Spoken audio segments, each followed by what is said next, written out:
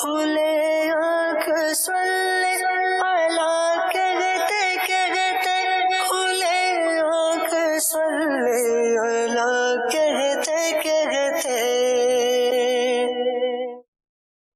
الحمدللہ رب العالمین، الصلاۃ والسلام علی سید الانبیاء والمرسلین، اما بعد فاعوذ باللہ من الشیطان الرجیم، بسم اللہ الرحمن الرحیم، الصلاۃ والسلام علیک یا رسول اللہ وعلی آلک واصحابک یا حبیب اللہ، الصلاۃ والسلام علیک یا نبی اللہ وعلی آلک واصحابک یا نور اللہ۔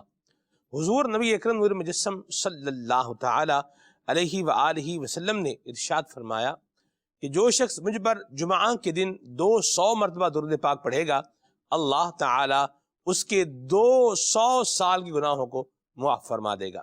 صلو علی الحبیب صلی اللہ تعالی علی محمد صلی اللہ علیہ وسلم، صلاۃ و سلام علیک یا سید یا رسول اللہ۔ تلاوت کلام پاک آگے سنیے۔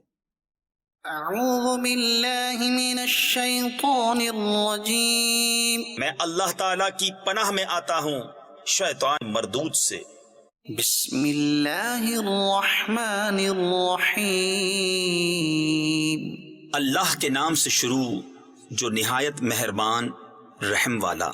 فی بیوت اذن اللہ ان ترفع ویذکر فیہا اسمہ یسبح له فیہا بالغدو والآصال، ان گھروں میں جنہیں بلند کرنے کا اللہ نے حکم دیا ہے اور ان میں اس کا نام لیا جاتا ہے، اللہ کی تسبیح کرتے ہیں ان میں صبح اور شام۔ رجال لا تلہیہم تجارت ولا بیع عن ذکر اللہ واقام الصلاة وایتاء الزکاة، وہ مرد جنہیں غافل نہیں کرتا کوئی سودا اور نہ خرید و فروخت اللہ کی یاد اور نماز برپا رکھنے اور زکوٰۃ دینے سے۔ یخافون یوما تتقلب فیہ القلوب والابصار، ڈرتے ہیں اس دن سے جس میں الٹ جائیں گے دل اور آنکھیں۔ لیجزیہم اللہ احسن ما عملوا ویزیدہم من فضلہ واللہ یرزق من یشاء بغیر حساب، تاکہ اللہ انہیں بدلہ دے ان کے سب سے بہتر کام کا اور اپنے فضل سے انہیں انعام زیادہ دے، اور اللہ روزی دیتا ہے جسے چاہے بے گنتی۔ والذین کفروا اعمالهم کسراب بقیعة یحسبه الظمآن ماء، اور جو کافر ہوئے ان کے کام ایسے ہیں جیسے دھوپ میں چمکتا ریتا کسی جنگل میں کہ پیاسا اسے پانی سمجھے۔ حتی اذا جاءه لم يجده شيئا ووجد الله عنده فوفاه حسابه واللہ سریع الحساب، یہاں تک کہ جب اس کے پاس آیا تو اسے کچھ نہ پایا اور اللہ کو اپنے قریب پایا تو اس نے اس کا حساب پورا بھر دیا، اور اللہ جلد حساب کر لیتا ہے۔ او كظلمات فی بحر لجی یغشاہ موج من فوقه موج من فوقه سحاب، ظلمات بعضها فوق بعض، یا جیسے اندھیریاں کسی کنڈے کے دریا میں، اس کے اوپر موج، موج کے اوپر اور موج، اس کے اوپر بادل، اندھیرے ہیں ایک پر ایک۔ اذا اخرج يده لم يكد يراها ومن لم يجعل الله له نورا فما له من نور، جب اپنا ہاتھ نکالے تو سجھائی دیتا معلوم نہ ہو، اور جسے اللہ نور نہ دے اس کے لیے کہیں نور نہیں۔ ألم تر أن الله يسبح له من في السماوات والأرض والطير صافات کیا تم نے نہ دیکھا کہ اللہ کی تسبیح کرتے ہیں جو کوئی آسمانوں اور زمین میں ہیں اور پرندے پر پھیلائے؟ كل قد علم صلاته وتسبيحه والله عليم بما يفعلون. سب نے جان رکھی ہے اپنی نماز اور اپنی تسبیح، اور اللہ ان کے کاموں کو جانتا ہے۔ صدق اللہ العظیم۔ اللہ تبارک و تعالی ہمیں نور قرآن سے منور فرمائے، آمین۔ مدنی چینل کے ناظرین، آج ہم ذکر کرنے جا رہے ہیں سلسلہ عالیہ چشتیہ کے عظیم پیشوا حضرت سلطان المشائخ حضرت خواجہ قطب الدین بختیار کاکی رحمۃ اللہ تعالی علیہ کا۔ آپ کے نام کے ساتھ یہ لفظ جو کاکی ہے یہ کیوں استعمال کیا جاتا ہے، اس کی وجہ بھی آپ کو بتائیں گے، اور حضرت خواجہ قطب الدین بختیار کاکی رحمۃ اللہ تعالی علیہ آپ کو قطب الدین کیوں کہا جاتا ہے، اس پر بھی انشاءاللہ بات کریں گے۔ آپ کے والدین نے آپ کا نام کیا رکھا یہ بھی آپ کو انشاءاللہ بتائیں گے، اور کس طریقے سے حضرت خواجہ قطب الدین بختیار کاکی رحمۃ اللہ تعالی علیہ نے اپنا ایک علمی اور روحانی سفر کیا، اس کو بھی انشاءاللہ الکریم آج ڈسکرائب کیا جائے گا پروگرام کے اندر۔ اور اس کے ساتھ ساتھ حضرت خواجہ معین الدین چشتی اجمیری حضرت خواجہ غریب نواز رحمۃ اللہ تعالی علیہ کی نگاہ عنایت اور نگاہ فیض اور خصوصی شفقت ان کی آپ کو کس طریقے سے عطا ہوئی، اس پر بھی انشاءاللہ پروگرام میں بات کریں گے۔ آپ کی عبادت و ریاضت اور آپ کی عظیم سخاوت پر بھی انشاءاللہ الکریم آج ہم پروگرام کے اندر گفتگو کریں گے۔ حضرت خواجہ سید قطب الدین بختیار کاکی رحمۃ اللہ تعالی علیہ آپ وہ زبردست اللہ کے ولی ہیں کہ جو ذات کے اعتبار سے، صفات کے اعتبار سے، نسب کے اعتبار سے، روحانیت کے اعتبار سے، علم کے اعتبار سے، بزرگوں کے ساتھ ایک نسبت اور اکتساب فیض کے اعتبار سے ممتاز نظر آتے ہیں، اور آپ ہی کی نگاہ عنایت نے حضرت خواجہ فرید الدین مسعود گنج شکر رحمۃ اللہ تعالی علیہ جیسی عظیم شخصیت یہ الحمدللہ زمانے کو عطا فرمائی ہے۔ اس پر بھی انشاءاللہ بات کریں گے، آپ کی کالز کو اور آپ کے میسیجز کو بھی اپنے پروگرام کا حصہ بنائیں گے۔ پروگرام میں کلام ابھی لیتے ہیں اور پھر آگے بڑھتے ہیں۔ صلو علی الحبیب صلی اللہ تعالی علیہ وسلم۔ صلی علی نبینا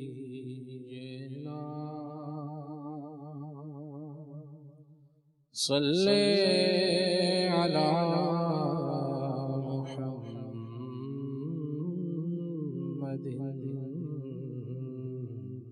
صلی علی شفیعنا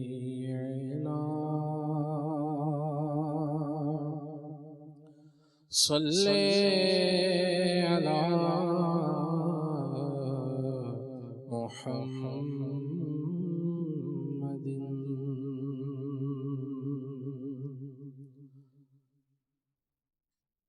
نہ امریکہ نہ لندن کی سیاحت سے، نہ امریکہ نہ لندن کی سیاحت سے سکون قلب ملتا ہے، مدینے کی زیارت سے۔ صلی علی کریمنا صلی علی محمد۔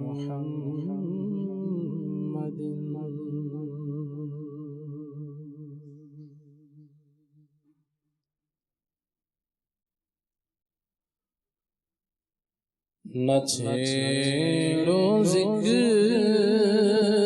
جنت اب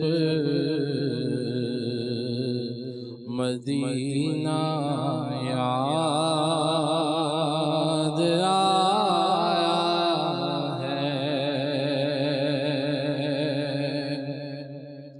نہ چھیڑو ذکر جنت مدینہ یاد آیا ہے نبی کا ساز گنبد دل کی آنکھوں میں سمایا ہے نبی کا ساز گنبد دل کی آنکھوں میں سمایا ہے جنت بھی لینے آئے تو چھوڑے نہ یہ گلی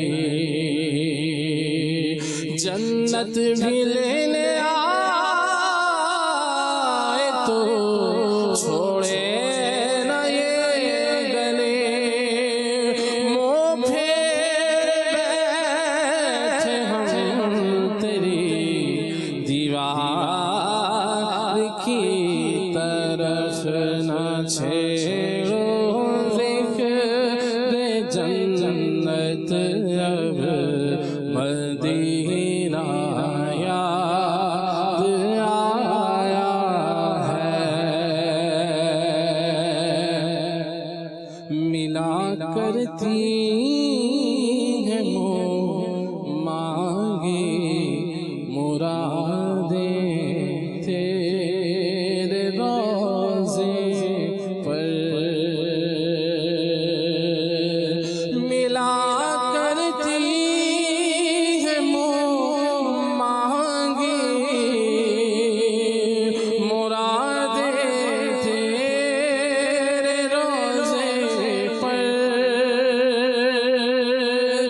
ملا کرتی ہے مانگی مرادیں تیرے روزے پر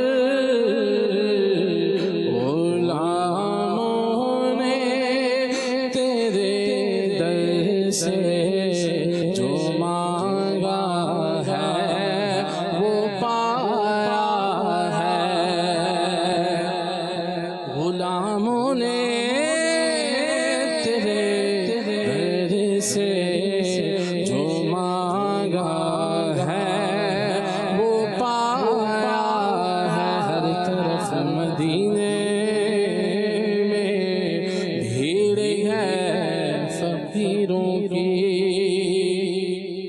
ایک دینے والا ہے کل جہاں سوالی ہے روزے دے چفیرے نے غلامہ دیا تو لیا ایکو پیا سندا ہزاراں دیا بولیاں غلاموں نے تیرے در سے جو مانگا ہے وہ پایا ہے نظر آتا ہے اونچا آسمانوں سے تیرا گنبد بلند عرش معظم سے تیری تربت کا پایا ہے نہ ہوتا تو اگر کچھ بھی نہیں ہوتا تیرے باعث یہ سارا عالم لہا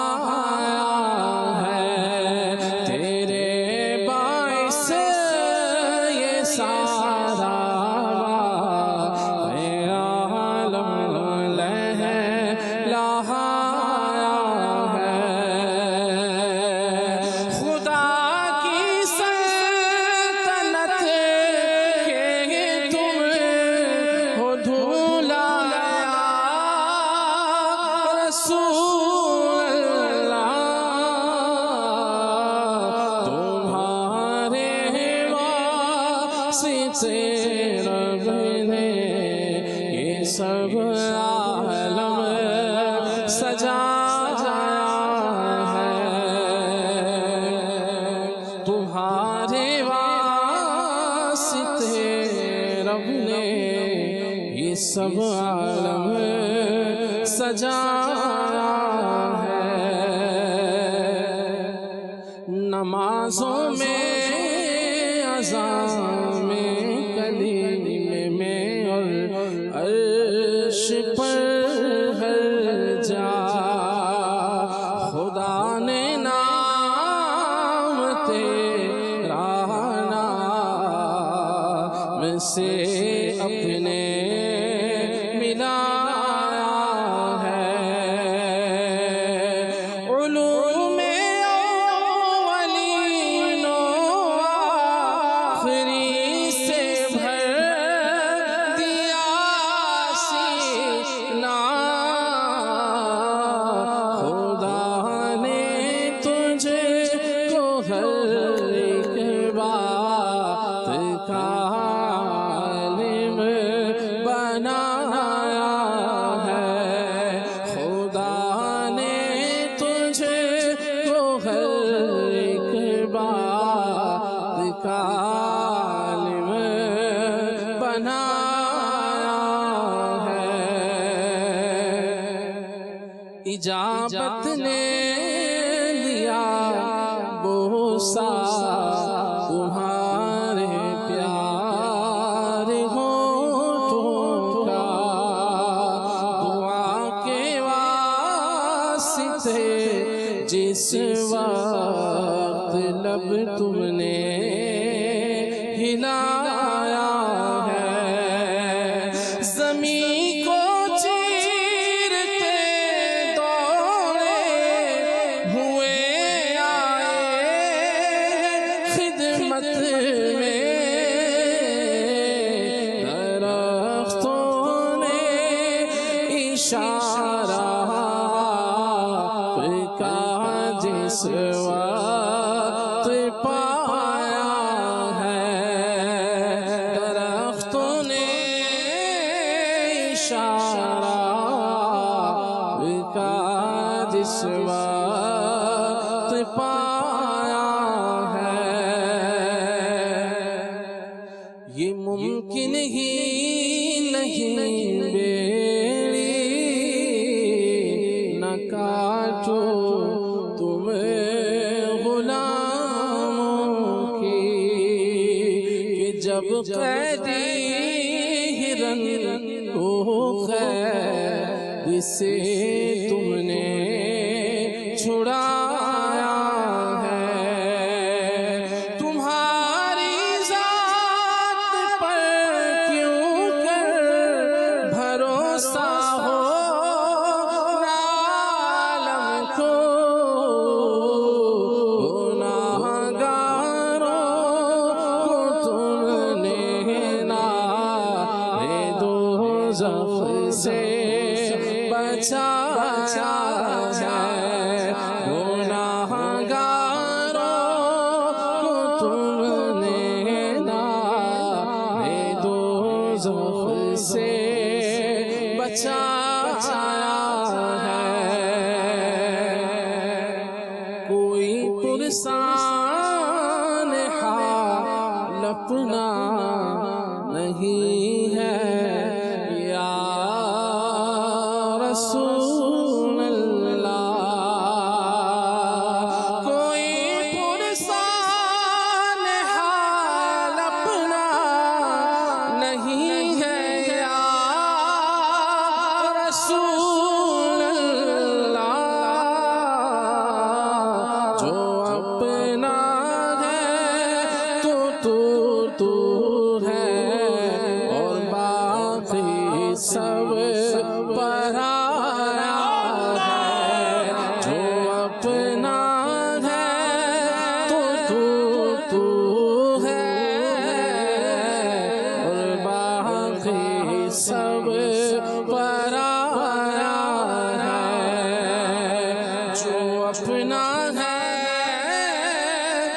تو ہے اور باقی سب پرایا ہے ثنائے مصطفیٰ وہ بھی روایات صحیحہ سے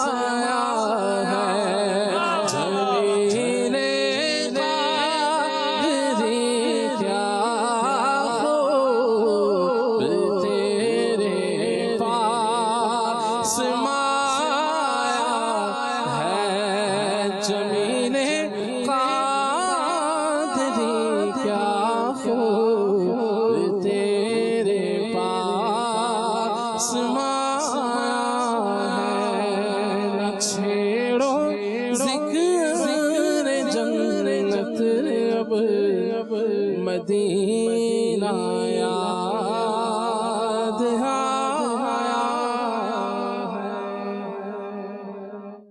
اللہ اللہ سبحان اللہ، کیا زبردست کلام حضرت صوفی جمیل الرحمن رضوی رحمۃ اللہ تعالی علیہ کا، اور کیا ہی پیارے انداز میں خلیل بھائی نے سنایا ہے۔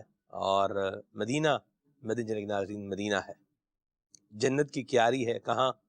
مدینے میں، اور نبی کریم صلی اللہ علیہ وسلم کی کرم نوازی ہے کہاں؟ مدینے میں، اور عجیب کرم کا چشمہ جاری ہے کہاں؟ مدینے میں۔ اللہ اکبر۔ مدینہ طیبہ وہ عظیم شہر ہے کہ جتنے قصیدے اور جتنے کلام مدینہ طیبہ کے لیے لکھے گئے ہیں، اتنے شاید دنیا کے کسی اور شہر کے لیے نہیں لکھے گئے ہوں گے۔ اور کیوں نہ ہو، مدینہ اس لیے عطار جان و دل سے ہے پیارا کہ رہتے ہیں میرے آقا میرے سرور مدینے میں۔ الحمدللہ رب العالمین۔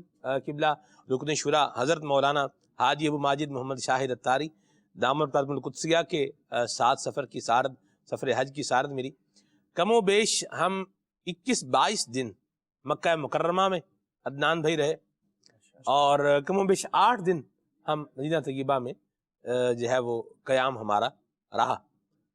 تو یادیں سرب آتی ہی رہتی ہیں، کیا فرمائیں گے آپ مدینہ طیبہ کی یادیں؟ مدینہ شریف جس نے نہیں دیکھا جی تو اسے بھی ایک تڑپ ہوتی ہے کہ میں مدینہ شریف جاؤں اور بارگاہ رسالت میں سلام رسوں جی، اور جو دیکھ کر آ جاتا ہے تو اس کی کیفیت جو ہے وہ اور ہوتی ہے اللہ اکبر، کہ دوبارہ جانے کی تمنا ہوتی ہے۔ واہ واہ واہ واہ، تو یہ تو ایک ایسا سفر ہے کہ جو اللہ پاک ہماری زندگی میں یعنی توفیق دے بار بار ہو، آہا، اور پھر وہیں جنت البقیع میں جو ہے وہ مدفن ہو۔ واہ واہ، اور یہی ہمارا وہ کیا جسے ہدف کہتے ہیں، جی ہدف تو یہی ہونا چاہیے کیا بات ہے، کہ جو ہے وہ مسکن وہیں بن جائے مدینے میں جنت واہ البقیع میں۔ کیا بات ہے، اور واقعی اگر یہ ذہن بن جاتا ہے کہ میرا مدفن وہاں بنے جی تو پھر کیا دنیا، اور پھر کیا دنیا کے منصب، کیا دنیا کی تکالیف، تو وہ بہت سارے مسائل کا حل ہو جاتا ہے۔ آدمی جو ہے وہ یہی اگر مقصد بنا لیتا ہے اور مقصد اس کے دل و دماغ پر جاگزیں بھی ہو جاتا ہے جی، تو پھر بہت سارے مسئلے حل ہو جاتے ہیں، بہت ساری تکلیفیں دور ہو جاتی ہیں۔ واہ جی واہ، ورنہ جو ہے وہ دنیا کی چھوٹی چھوٹی تکلیفیں اور دنیا کے چھوٹے چھوٹے گول آدمی حاصل کرنے کے لیے پریشان بھی ہو رہا ہوتا ہے، اور جائز و ناجائز کو بھی پامال کر ڈالتا ہے۔ ماشاء اللہ، اور جب بندے کا مقصد یہ ہوگا، آخرت کی تیاری ہوگا اور نبی پاک علیہ السلام کی شفاعت کو حاصل کرنا مقصد ہوگا، یہ اپنی سوچیں اس طرف ہوں گی جی تو بہت سارے مسائل کا حل ہو جائے گا۔ کیا بات ہے جی، سبحان اللہ۔ اللہ مدینہ طیبہ سے محبت عطا فرمائے، اور دعوت اسلامی کے دینی ماحول کی برکت ہے کہ یہ سعادت ملتی ہے، الحمدللہ رب العالمین۔ اللہ ہم سب کو عطا فرمائے۔ حضرت خواجہ قطب الدین بختیار کاکی رحمۃ اللہ تعالی علیہ کی مبارک ذات پر آج ہم نے پروگرام کرنا ہے. سر اب ان کا کچھ تعارف بھی ہو جائے, اور ان کو قطب الدین کیوں کہا جاتا ہے, ان کے نام کے ساتھ لفظ کاکی ہے, یہ کس کانٹیکسٹ میں کہا جاتا ہے, اس کی وجہ کیا ہے, اس کے معنی کیا ہے, یہ بھی ارشاد فرمائیں. آپ کا تعلق تو ماوراء النہر سے ہے, اور اوش علاقے میں آپ کی پیدائش ہوئی. واہ. اور یہ وہ علاقے ہیں جو ترکستان, کرغستان, ان ممالک پر مشتمل ہیں. اب 6 صدی ہجری کی یہ بزرگ ہیں, اور 6 صدی ہجری میں یہ پیدا ہوئے ہیں, اور 7ویں میں ان کا انتقال ہوا ہے. ان کا نام ان کے والدین نے بختیار رکھا, اور قطب الدین جو ہے یہ ان کو لقب دیا گیا, اور اس کے جو ہے وہ مختلف واقعات بھی ہیں. قطب الدین آپ کو لقب کس طرح ملا, تو اصل آپ کا نام بختیار ہے, اور اوشی کیونکہ اوش کے علاقے سے تعلق ہے تو اس لیے جو ہے وہ آپ کو اوشی کہا جاتا ہے. جی. اور آپ کے جو ہے والد صاحب کا انتقال بچپن میں ہی ہو گیا تھا, صحیح, اور والدہ نے ان کی تربیت کی. میں قربان جاؤں. اور والدہ کی تربیت بھی کیسی تھی کہ شروع سے ہی جو ہے وہ نیک خاتون تھیں, حافظہ تھیں, 15 پارے حفظ تھے ان کو, کیا بات. اور تلاوت قرآن جو ہے وہ کیا کرتی. جب یہ پیٹ میں تھے تو ان کی والدہ محترمہ جو ہے وہ تلاوت قرآن کیا کرتی تھی. پھر اس کا ایک واقعہ بھی ہے انشاءاللہ, وہ بھی مبلغین بیان کریں گے. تو یعنی ماؤں کے لیے بھی درس ہے کہ ماں نیک ہوگی, پرہیزگار ہوگی, تلاوت قرآن کرنے والی ہوگی, پھر اس کے بچے بھی نیک پرہیزگار بنیں گے اور دین کے راستے پر چلنے والے بنیں گے. اور اس کا اظہار کیسے ہوا انشاءاللہ یہ بھی ایک واقعہ ہے. جی. تو آپ نے ان کے نام کے ساتھ جو لفظ کاکی لکھا جاتا ہے اس کے بارے میں بھی فرمایا. جی. تو یہ کاکی جو ہے یہ کلچے کو کہا جاتا ہے, روٹی کو کہا جاتا ہے. چلیے آسان کرتا ہوں, کاک, اور کاک جو ہے یہ کلچے اور روٹی کو کہا جاتا ہے. تو اس کے بارے میں 2 واقعات ہیں. ایک واقعہ تو یہ ہے کہ ایک دفعہ آپ کے گھر میں جو ہے وہ کھانے پینے کے لیے کچھ نہیں تھا, اور اللہ پاک کے کرم سے جو ہے وہ روٹی حاصل ہوئی, اور اس لیے جو ہے آپ کو کاکی کہا جاتا ہے. اور ایک مرتبہ آپ کے پاس کوئی فقیر آئے, اور انہوں نے جو ہے وہ آپ سے سوال کیا کہ ہم بھوکے ہیں, پیاسے ہیں, تو ہمیں کچھ دیا جائے. آپ نے گھر میں چیک کروایا تو گھر میں کچھ بھی نہیں تھا یوں کھانے پینے کا جو آپ ان کو پیش کرتے. تو اللہ پاک نے کیا کرم کیا کہ آپ نے جب دیکھا تو کچھ روٹیاں جو ہیں وہ موجود تھیں, یعنی اللہ پاک کی طرف سے جو ہے وہ غیب سے عطا ہو گیا. تو بس اسی وجہ سے پھر جو ہے وہ آپ کاکی کے لقب سے مشہور ہو گئے. سبحان اللہ. اور آپ کے جو آپ نے ہجرت کی اور پھر جو ہے دہلی کے اندر آپ کا مسکن ہے. اور جب ہم اولیاء کرام کی یعنی دیکھتے ہیں, نام دیکھتے ہیں, ان کے جو ہے وہ مزارات دیکھتے ہیں, ان کی شخصیات پر نظر ڈالتے ہیں, تو آپ ایک نمایاں شخصیت ہیں, اور آپ بڑے پر اثر شخصیت تھے. چشتیہ نظامیہ جو سلسلہ ہے, سلسلہ چشتیہ نظامیہ, اس کے اہم اولیاء کرام میں آپ کا نام آتا ہے. اور واقعی جو ہے وہ مہر ولی دہلی کے اندر علاقہ ہے جہاں آپ کا مزار پر انوار ہے. وہاں جانا تو نہیں ہوا, لیکن تصاویر میں دیکھا ہے کہ آپ جو ہے وہ یوں آپ کا مزار ہے, اور آس پاس اولیاء کرام کے اس طرح کے مزارات ہیں کہ لگتا یوں ہے کہ ایک شمع روشن ہے, اور پروانے جو ہیں وہ اس شمع کے ارد گرد ہیں. تو آپ کے مزار پر انوار جس طرح مرجع خلائق ہے, خاص و عام وہاں پر جاتے ہیں اور فضل و برکات حاصل کرتے ہیں. تو اس سے پتہ چلتا ہے کہ آپ بڑے پر اثر بزرگ تھے. اور اس 6-7ویں ہجری میں آپ نے جو خدمات سر انجام دی اس کا دائرہ جو ہے وہ کافی وسیع تھا. اور جہاں پر آپ ایسے, یہ صرف بعض لوگ کہتے ہیں جناب تصوف جدا ہے, طریقت جدا ہے, اور شریعت جدا ہے, تو یہ ایسی شخصیت کے مالک نہیں تھے, بلکہ آپ بہت بڑے عالم دین تھے, اور بڑے قاری القرآن تھے, اور اللہ پاک نے آپ کو بڑا علم عطا فرمایا تھا. اور علم حاصل کرنے کے لیے نہ صرف آپ نے اوش, بلکہ وہاں سے آپ علم حاصل کرنے, والدہ نے آپ کو جو ہے وہ پڑھانے کے لیے بھیجا کہ فلاں معلم صاحب کے پاس لے جائیں, اور جو ایک ہمسائی تھی اس کے ساتھ چھوٹے سے بچے کو بھیجا. تو جب آپ جا رہے تھے اس معلم کے پاس تو راستے میں ابو حفص اوشی رحمۃ اللہ علیہ کا آستانہ تھا, اور آپ کا مدرسہ تھا، تو وہاں پر جو ہے وہ آپ نے اس خاتون کو، بچے دونوں کو اپنے پاس بلا لیا اور ان کو بتایا کہ مجھے غیب سے بتایا گیا ہے کہ یہ بچہ کوئی خاص بچہ ہے اور اس کی خاص تربیت کرنے کا حکم دیا گیا ہے۔ حضرت ابو حفص اوشی رحمۃ اللہ علیہ بھی ولی اللہ تھے اور بڑے بڑے عالم فاضل آدمی تھے، تو یوں غیب سے شروع سے ہی جو ہے وہ آپ کے تائید الہی آپ کے تائید ساتھ الہی حاصل، واہ واہ واہ واہ۔ اور یوں جو ہے وہ آپ نے، اچھا ایک چیز یہ بھی ہوتی ہے کہ ایک تو اللہ پاک کی طرف سے کرم ہو، ایک خاندانی طور پر جو ہے وہ والدین بچے کو جو ہے وہ دینی علم جو ہے وہ سکھا رہے ہو، آپ کو بھی بڑا شوق تھا اور یہی شوق تھا کہ آپ بہت جلد جو ہے وہ آپ نے علم دین حاصل کیا، اور پھر مزید علم دین حاصل کرنے کے لیے جب اوش کے اندر جب علماء سے جتنا آپ نے علم حاصل کرنا تھا کر لیا، اس کے بعد آپ نے سفر کیا اور آپ سفر کرتے ہوئے ایک شہر میں گئے، اس شہر کے اندر ایک مینارے والی مسجد بھی تھی، تو وہاں پر جو ہے وہ آپ کو ایک وظیفہ یاد آیا کہ مینارے کے ساتھ یہ وظیفہ پڑھا جائے تو حضرت خضر علیہ السلام کی زیارت ہوتی ہے۔ تو آپ ویرانہ تھا، وہ مسجد تھی لیکن آس پاس آبادی نہیں تھی، تو آپ نے وہ وظیفہ کیا اور وظیفہ کرنے کے بعد حضرت خضر علیہ السلام کی زیارت تو اس ویرانے میں کہاں ہونی تھی، بہرحال مسجد میں تو ان کی زیارت نہیں ہوئی۔ مسجد سے باہر نکلے تو ایک بزرگ ان کو نظر آئے، ان سے جو ہے وہ سلام دعا کیا اور انہوں نے پوچھا کہ تم خضر علیہ السلام سے ملنا چاہتے ہو؟ تو انہوں نے کہا ہاں بالکل، میں نے تو ابھی وظیفہ پڑھا ہے، وظیفہ پڑھ کے باہر نکلا ہوں۔ تو انہوں نے کہا کہ کیا تم جو وظیفہ پڑھا ہے حضرت خضر علیہ السلام سے ملنا چاہتے ہو تو کیا تم دنیا کے طالب ہو؟ آپ نے فرمایا میں دنیا کا طالب نہیں ہوں، دنیا نہیں چاہتا، دنیا نہیں چاہتا۔ اور انہوں نے کہا کہ کیا تم پھر مقروض ہو مجھے، یعنی شکل و شباہت سے تو جب آدمی سفر میں ہوتا ہے، اس زمانے میں سفر بھی جو ہے وہ پیدل ہوتا تھا، اور جو ہے وہ کپڑوں کی کیا حالت ہوگی، اپنی کیا حالت ہوگی، بھوک کا کیا عالم ہوگا۔ تو انہوں نے کہا کہ کیا تم جو ہے وہ تم پر قرض ہے جس کی وجہ سے تم یہ وظیفہ پڑھ رہے ہو؟ تو انہوں نے کہا نہیں، میں مقروض بھی نہیں ہوں۔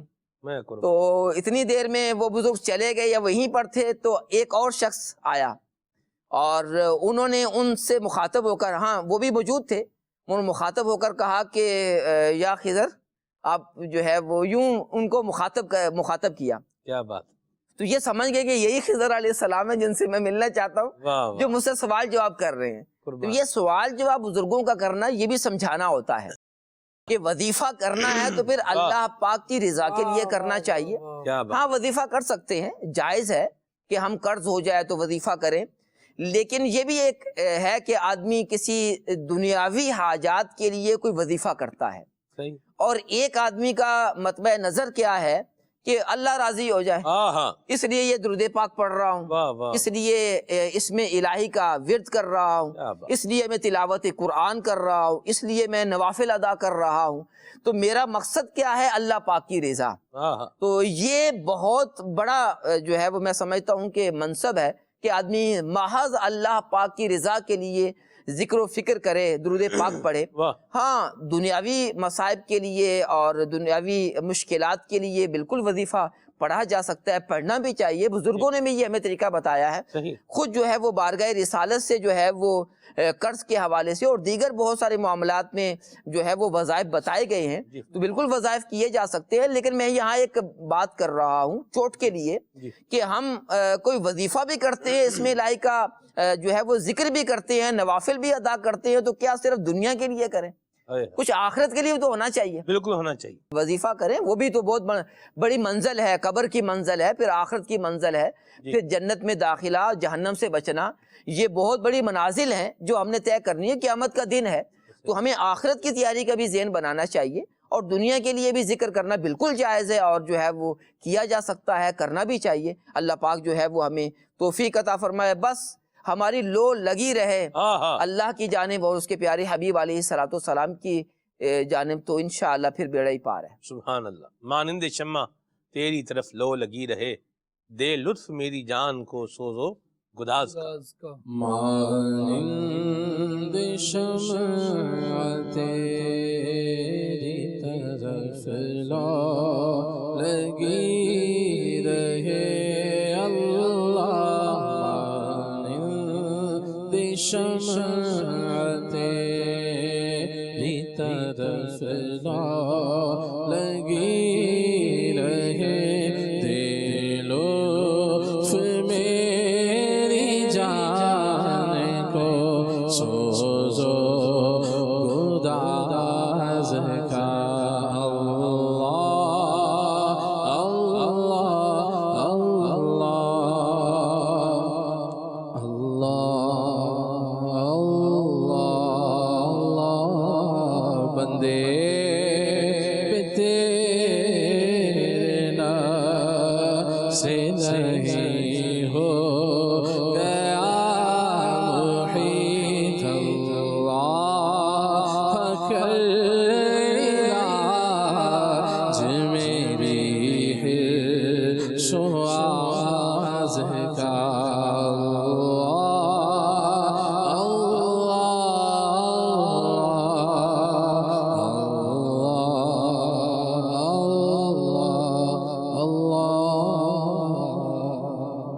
مرحبا سبحان اللہ.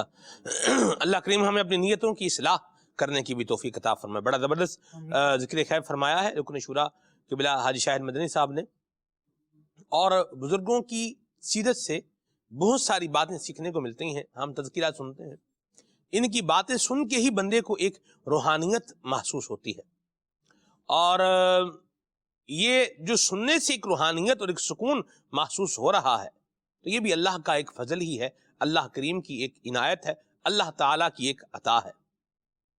سننا بھی ہے اور پھر اس پر عمل بھی کرنا ہے. اللہ ہم سب کو عمل کرنے کی توفیق عطا فرمائے. حضرت خواجہ قطب الدین بختیار کاکی رحمۃ اللہ تعالی علیہ کی جو رسم بسم اللہ ہوئی, اس پر بھی انشاءاللہ ہم خالد بھائی سے بات کریں گے, لیکن میں یہاں ایک اور پوائنٹ لینا چاہ رہا ہوں.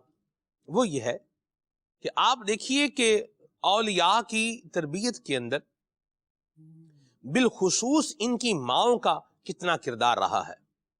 آپ پیچھے سے دیکھتے چلتے ہیں, جیسے حضرت امام حسین امام حسن رضی اللہ تعالی عنہما, ان کی والدہ ماجدہ سیدہ مخدومہ کائنات فاطمہ الزہرا رضی اللہ تعالی عنہا. آپ اور نیچے آئے, حضرت غوث پاک رحمت اللہ تعالی علیہ کی والدہ ماجدہ جناب ام الخیر فاطمہ رحمت اللہ علیہا, اور آپ اولیاء کی جو ہے وہ کیٹیگری کو دیکھتے چلے آئیں اور نیچے آئیں. حضرت خواجہ معین الدین چشتی اجمیری رحمت اللہ تعالی علیہ کی تربیت میں آپ کی امی جان کا ایک باقاعدہ جو ہے وہ ہاتھ ہے. حضرت خواجہ قطب الدین بختیار کاکی رحمت اللہ تعالی علیہ کی اچھی تربیت میں آپ کی امی جان کا ایک بڑا حصہ ہے. حضرت خواجہ فرید الدین مسعود کو گنجے شکر بنانے میں آپ کی امی جان کا بڑا اعلیٰ کردار ہے. حضرت خواجہ نظام الدین اولیاء رحمت اللہ تعالی علیہ, حضرت سید محمد بخاری رحمت اللہ تعالی علیہ, حضرت خواجہ نظام الدین اولیاء کا جو نام تھا وہ نام کیا تھا؟ سید محمد بخاری رحمت اللہ تعالی علیہ. آپ کا بھی, آپ کی امی جان کا بھی ایک جو ہے وہ کردار ہے. تو یوں آپ دیکھیں کہ ایک ماں کی مہربانی اور ایک ماں کا کردار اور ایک ماں کی شفقت اور ایک ماں کی تربیت کا ایک بڑا حصہ ہوتا ہے, اور والدین کو اس بات پر غور کرنے کی حاجت ہے. جس طرح ماں کا کردار ہے ویسے والد کا کردار بھی اپنی جگہ پر موجود ہے, اس سے انکار نہیں ہے. لیکن چونکہ بچے کا ایک بڑا وقت جو ہے اپنی ماں کے ساتھ گزرتا ہے, گھر پہ گزرتا ہے, تو ان کی والدہ کی امپورٹنس میں جو ہے یہ اضافہ ہو جاتا ہے. ماں کی جب آپ جو ہے وہ ذمہ داری بتاتے ہیں یا اس کی اہمیت بتاتے ہیں تو اس کا مطلب ماں کے اوپر کوئی برڈن ڈالنا نہیں ہوتا. اس کا مطلب کوئی باپ کو ذمہ داریوں سے جو ہے وہ خالی کر دینا نہیں ہوتا کہ بھئی اس کی کوئی ذمہ داری نہیں ہے, سب ذمہ داری ماں کی ہی ہے, یہ مطلب نہیں ہوتا. جو چیز جتنی اہم ہوتی ہے اس کی بات اتنی زیادہ کی جاتی ہے. تو یہ اللہ تبارک و تعالیٰ نے یہ تقسیم رکھی ہے. آپ دیکھیں مقام جو رکھا ہے خدمت کے اعتبار سے وہ بھی ماں کا زیادہ ہی رکھا ہے. اور جو فضائل آئے ہیں احادیث کے اندر, 3 مرتبہ نبی کریم صلی اللہ علیہ وسلم نے ماں کا ذکر فرمایا ہے, پھر 4تھی مرتبہ سوال کرنے پر حضور نے باپ کا ذکر فرمایا ہے. تو والدہ کی ایک اہمیت اپنی جگہ پر ہے, مقام اپنی جگہ پر ہے. تو جب آپ کا سٹیٹس بڑا ہوتا ہے تو پھر اس کے ساتھ آپ کی ذمہ داریاں بھی کیا ہوتی ہیں؟ بڑی ہوتی ہیں. اتھارٹی بڑی ہوتی ہے تو ذمہ داریاں بھی کیا ہیں؟ یہ بڑی ہوتی ہیں. مقام بڑا ہوتا ہے تو ذمہ داریاں بھی کیا ہوتی ہیں؟ بڑی ہوتی ہیں. تو یہ بھی ایک جسے یوں بولیں کہ ایک شیطان کی ایک جو ہے ایک کارستانی ہے کہ اس نے جو ہے وہ اس طرف ایک ڈال دیا کہ اگر والدہ کو سمجھا رہے ہیں اولاد کی تربیت کے اعتبار سے تو وہ یوں آئے گی کہ کیا میری ہی ذمہ داری رہے گی، یہ میں نہیں کرنا، میں کھانا پکاؤں، گھر کا دیکھوں، یہ کروں، کیا کروں، کدھر کدھر جو ہے دھیان دے، بچے کی تربیت پہ دھیان دے. باپ کا کوئی کردار نہیں ہے. اچھا باپ کو سمجھائیں تو باپ کے دماغ میں بھی یہی بات ہے بھی اگر باہر جانا ہے، میں نے کمانا ہے، باہر کی باتیں بھی میں نے ہی سننی ہے، بچے کو بھی میں نے ہی سنبھالنا ہے، تو یہ اس نے کیا کرنا ہے؟ ان باتوں سے باہر آئیں. یہ ایک ہے خواب اور ایک ہے حقیقت. اسی طرح ایک ہے بات اور ایک ہے حقیقت، دونوں میں زمین آسمان کا فرق ہے. ان باتوں سے باہر آئیں اور جو ذمہ داری جس کی بنتی ہے اس کو پورا کرنے کی طرف اگر تھوڑا فوکس کریں گے تو میرا خیال ہے بہت ساری چیزیں کیا ہوتی جائیں گی؟ بیٹر اور بہتر ہوتی جائیں گی. تو والدین کی ایک ذمہ داری ہے جس سے یہ پہلو تہی نہیں کر سکتے، جس سے اپنی جان یہ نہ چھڑا سکتے ہیں نہ بچا سکتے ہیں. اگر اولاد سے خیر پانی ہے تو ان کی بہتر تربیت یہ کرنی ہے، اور اس میں ماں باپ کا کیا ہے؟ بڑا کردار ہے، اور والدہ کا کیا ہے؟ ایک اور بڑا کردار ہے. اللہ ہمیں اپنی اولاد کی اچھی تربیت کرنے کی توفیق عطا فرمائے. ماں کا اگر بات کرنے کا انداز اچھا ہے تو اولاد میں بھی وہ بات کرنے کا اچھا انداز آئے گا، کیونکہ بچے نے گھر میں زیادہ وہی سننا ہے نا. کیا فرمائیں گے سر؟ میں چاہ رہا ہوں اس پوائنٹ کو بھی کچھ ڈسکس جو ہے وہ کر لیا جائے. اور ماں کے موبائل میں ہی جو ہے وہ اول فول چیزیں ہیں تو پھر بچے نے وہی اول فول دیکھنا اور بولنا ہے. آج کل تو بچہ ماں سے زیادہ میں بولوں موبائل سے اٹیچ ہے تو بات بھی غلط نہیں ہوگی. دیکھیں جب ماں کے حوالے سے ہم بات کرتے ہیں تو ماں کی اپنی ذمہ داری ہے کہ وہ اپنے بچوں کی اچھی تربیت کریں، اور رب کی رحمت سے دعوت اسلامی کے مدنی ماحول میں جہاں پر اسلامی بھائیوں کا مدنی کام ہو رہا ہے وہاں اسلامی بہنوں کا بھی ہو رہا ہے. الحمدللہ. اور بچیوں کی تربیت، ماؤں کی تربیت جو ہے، بڑی عمر کی اسلامی بہنوں کی تربیت مختلف انداز سے ہو رہی ہے. کیونکہ ایک عورت کی تربیت ہو جائے نا تو پھر ایک نسل کی تربیت ہو جاتی ہے. تو اس لیے ہفتہ وار اجتماعات ہوتے ہیں. اس کے علاوہ کورسز کا سلسلہ ہے اسلامی بہنوں کے اندر، اور بلکہ ایک تربیت اولاد کا کورس بھی ایک اسلامی بہنوں نے بنایا ہوا ہے کہ اولاد کی تربیت کس طرح کرنی ہے. مرحبا.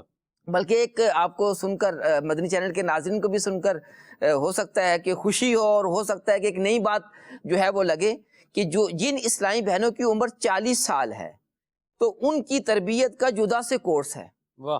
کہ عموماً جو ہے وہ 40 سال کے بعد وہ ساس بننے کی طرف آتی ہیں، تو جو ساس کے جو ہے کردار ہے وہ کس طرح بہتر ہو سکتا ہے، اور مزید جو ہے وہ ایک بڑی عمر کی خاتون کو کس طرح اپنا کردار ادا کرنا چاہیے، دادی نانی بن جائے تو پھر کیا کردار ادا کرنا چاہیے. تو اس پر یہ کورس مشتمل ہے. اور میری والدہ نے بھی یہ کورس کیا تھا، اور بڑی ان کو جو ہے وہ اس پر جو ہے وہ خوشی تھی کہ میں نے بھی کورس کر لیا ہے. اور جو اس کا نتیجہ آیا تھا 40 دن کے بعد، تو وہ رزلٹ کارڈ بھی انہوں نے سنبھالا ہوا ہے. اور جو ہے وہ بار بار کئی دفعہ وصیت کر چکی ہیں کہ جب میں مر جاؤں تو پھر یہ جو ہے وہ میری قبر میں رکھ دینا، تاکہ جو ہے وہ کوئی تو عمل ہو جو ہے وہ آخرت کے لیے. تو بہرحال یہ ان کا جذبہ ہے. تو اسلامی بہنوں کو چاہیے کہ وہ دعوت اسلامی کے مدنی موضوع سے وابستہ رہیں، ہفتہ وار اجتماع میں خود بھی شرکت کریں، اپنی بچیوں کو بھی شرکت کروائیں، اور اسلامی بھائیوں کو چاہیے کہ اپنے گھر والوں کو شرکت کروائیں کہ ہفتہ وار اجتماع میں مختلف ٹاپک پر گفتگو ہوتی ہے، اور ایک ماحول بن جاتا ہے. اسلامی بہنیں سنتی ہیں، دعا کرتی ہیں، تو جو ہے وہ یوں تربیت کا سلسلہ ہوتا ہے. اس کے علاوہ جامعۃ المدینہ گرلز ہیں، مدرسۃ المدینہ گرلز ہیں، اس میں بچیوں کو داخل کروائیں. تو یہ تربیت ہوگی تو رب کی رحمت سے ان کی تربیت جو ہے، ان کی اولاد کی تربیت کا سلسلہ ہی بنے گا. اور اگر خدا نہ خواستہ کسی کی تربیت نہیں ہے تو وہ ہفتہ وار اجتماع میں جانا شروع کر دے، اور مکتبۃ المدینہ کی کتاب ہے تربیت اولاد، اس کا مطالعہ کیا جائے تو رب کی رحمت سے بہت کچھ جو ہے وہ سیکھنے کا موقع ملے گا. مرحبا. کیا بات ہے. اللہ برکت عطا فرمائے اور رحمت کی نظر فرمائے. والد بھی اپنا کردار ادا کریں اور ماں بھی اپنا کردار ادا کرے، اور باتوں پر نہ رہیں، کام پر فوکس کرنے اور توجہ دینے کی حاجت ہے. رسم بسم اللہ کیسے ہوئی ان کی خالد بھائی، اس پر ارشاد فرمائے. حضرت خواجہ قطب الدین بختیار کاکی رحمۃ اللہ تعالی علیہ کی. سبحان اللہ. سلمان بھائی، اللہ کریم جل وعلا خواجہ قطب الدین بختیار کاکی رحمۃ اللہ تعالی علیہ کے فیضان سے ہم سب کو اور حصہ نصیب فرمائے. ایسی شخصیت ہیں کہ واقعی ہر سمت ان کا جس پہلو پر دیکھیں تو تابانی ہی تابانی ہے، اور تابناک سیرت رکھنے والے ہیں. آپ دیکھیں کہ جب بچے کی ولادت قریب ہوتی ہے یا بچے کے بارے میں والدین سوچ رہے ہوتے ہیں تو اس بارے میں غور و فکر ہوتا ہے کہ ہم نے اسے کیا بنانا ہے، اسے کیا پڑھایا جائے گا، اس کا کیا اسٹیٹس بنایا جائے گا، کس اسکول میں اس کو ایڈمیشن دلایا جائے گا، کس ادارے سے اس کو پڑھایا جائے گا. یوں مختلف باتیں بچوں کے بارے میں سوچی جا رہی ہوتی ہیں. لیکن سمجھداری کی بات یہ ہے کہ اپنے بچے کو جو مسلمان گھرانے میں پیدا ہوا ہے، مسلمان والدین کے یہاں پیدا ہوا ہے، اسے اسلام کے ساتھ جوڑا جائے، اسے دین اسلام کے ساتھ کنیکٹ کیا جائے. اس کا ایک بنیادی فائدہ یہ ہوتا ہے کہ بچے کو اپنے دین سے وابستگی نصیب ہوتی ہے، اپنے دین سے محبت نصیب ہوتی ہے.